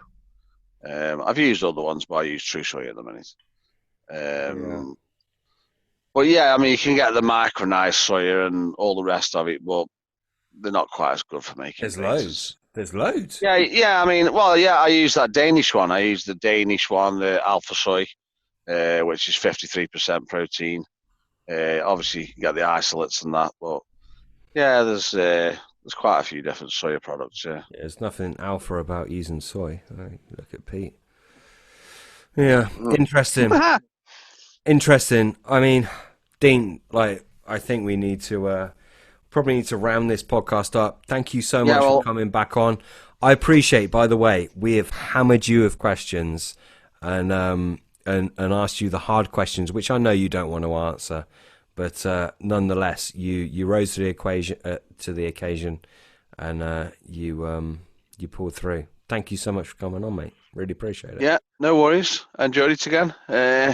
Hopefully, mate, I'll have a fish by morning. It'll be nice. Yeah, you've not had one yet. What's going on? No. Well, but the good thing is that young Liam, who's on the lake, who has bait off me, he's in peg 3, which is about 200 yards at the bank from me, and he's caught the only fish that's come out today on my bait, the super orange, and it was a PB for him because he's not very old, Liam, and he only had his first 20 about. Oh. He only had his first 20 about 6 weeks ago on one of my pop-ups. Now he's just had a new PB today, £23. So yeah. What bait was he using? Super orange. He was using the ground bait as well because I bought him some ground bait up today. And I said to him, get some of that in a bag, get some liquid on it, and he banged it out, and he's had a 23. So good man, £23. Yeah, happy days. Yeah, he's had a £23. Yeah. Good man. Well done, Liam. So he's happy, and you never know. There's plenty more in here bigger than that. So he might break his PB twice in one session. That'd be nice. Definitely. Right, chaps. I'll let you go bed, eh? Yeah, Dean, thank you so much, mate. Yeah, it's been good being on again, guys. Thanks very much. Part 3, I reckon. Yeah, no worries. Thanks a lot, Dean. Good night, mate. Dean. Cheers.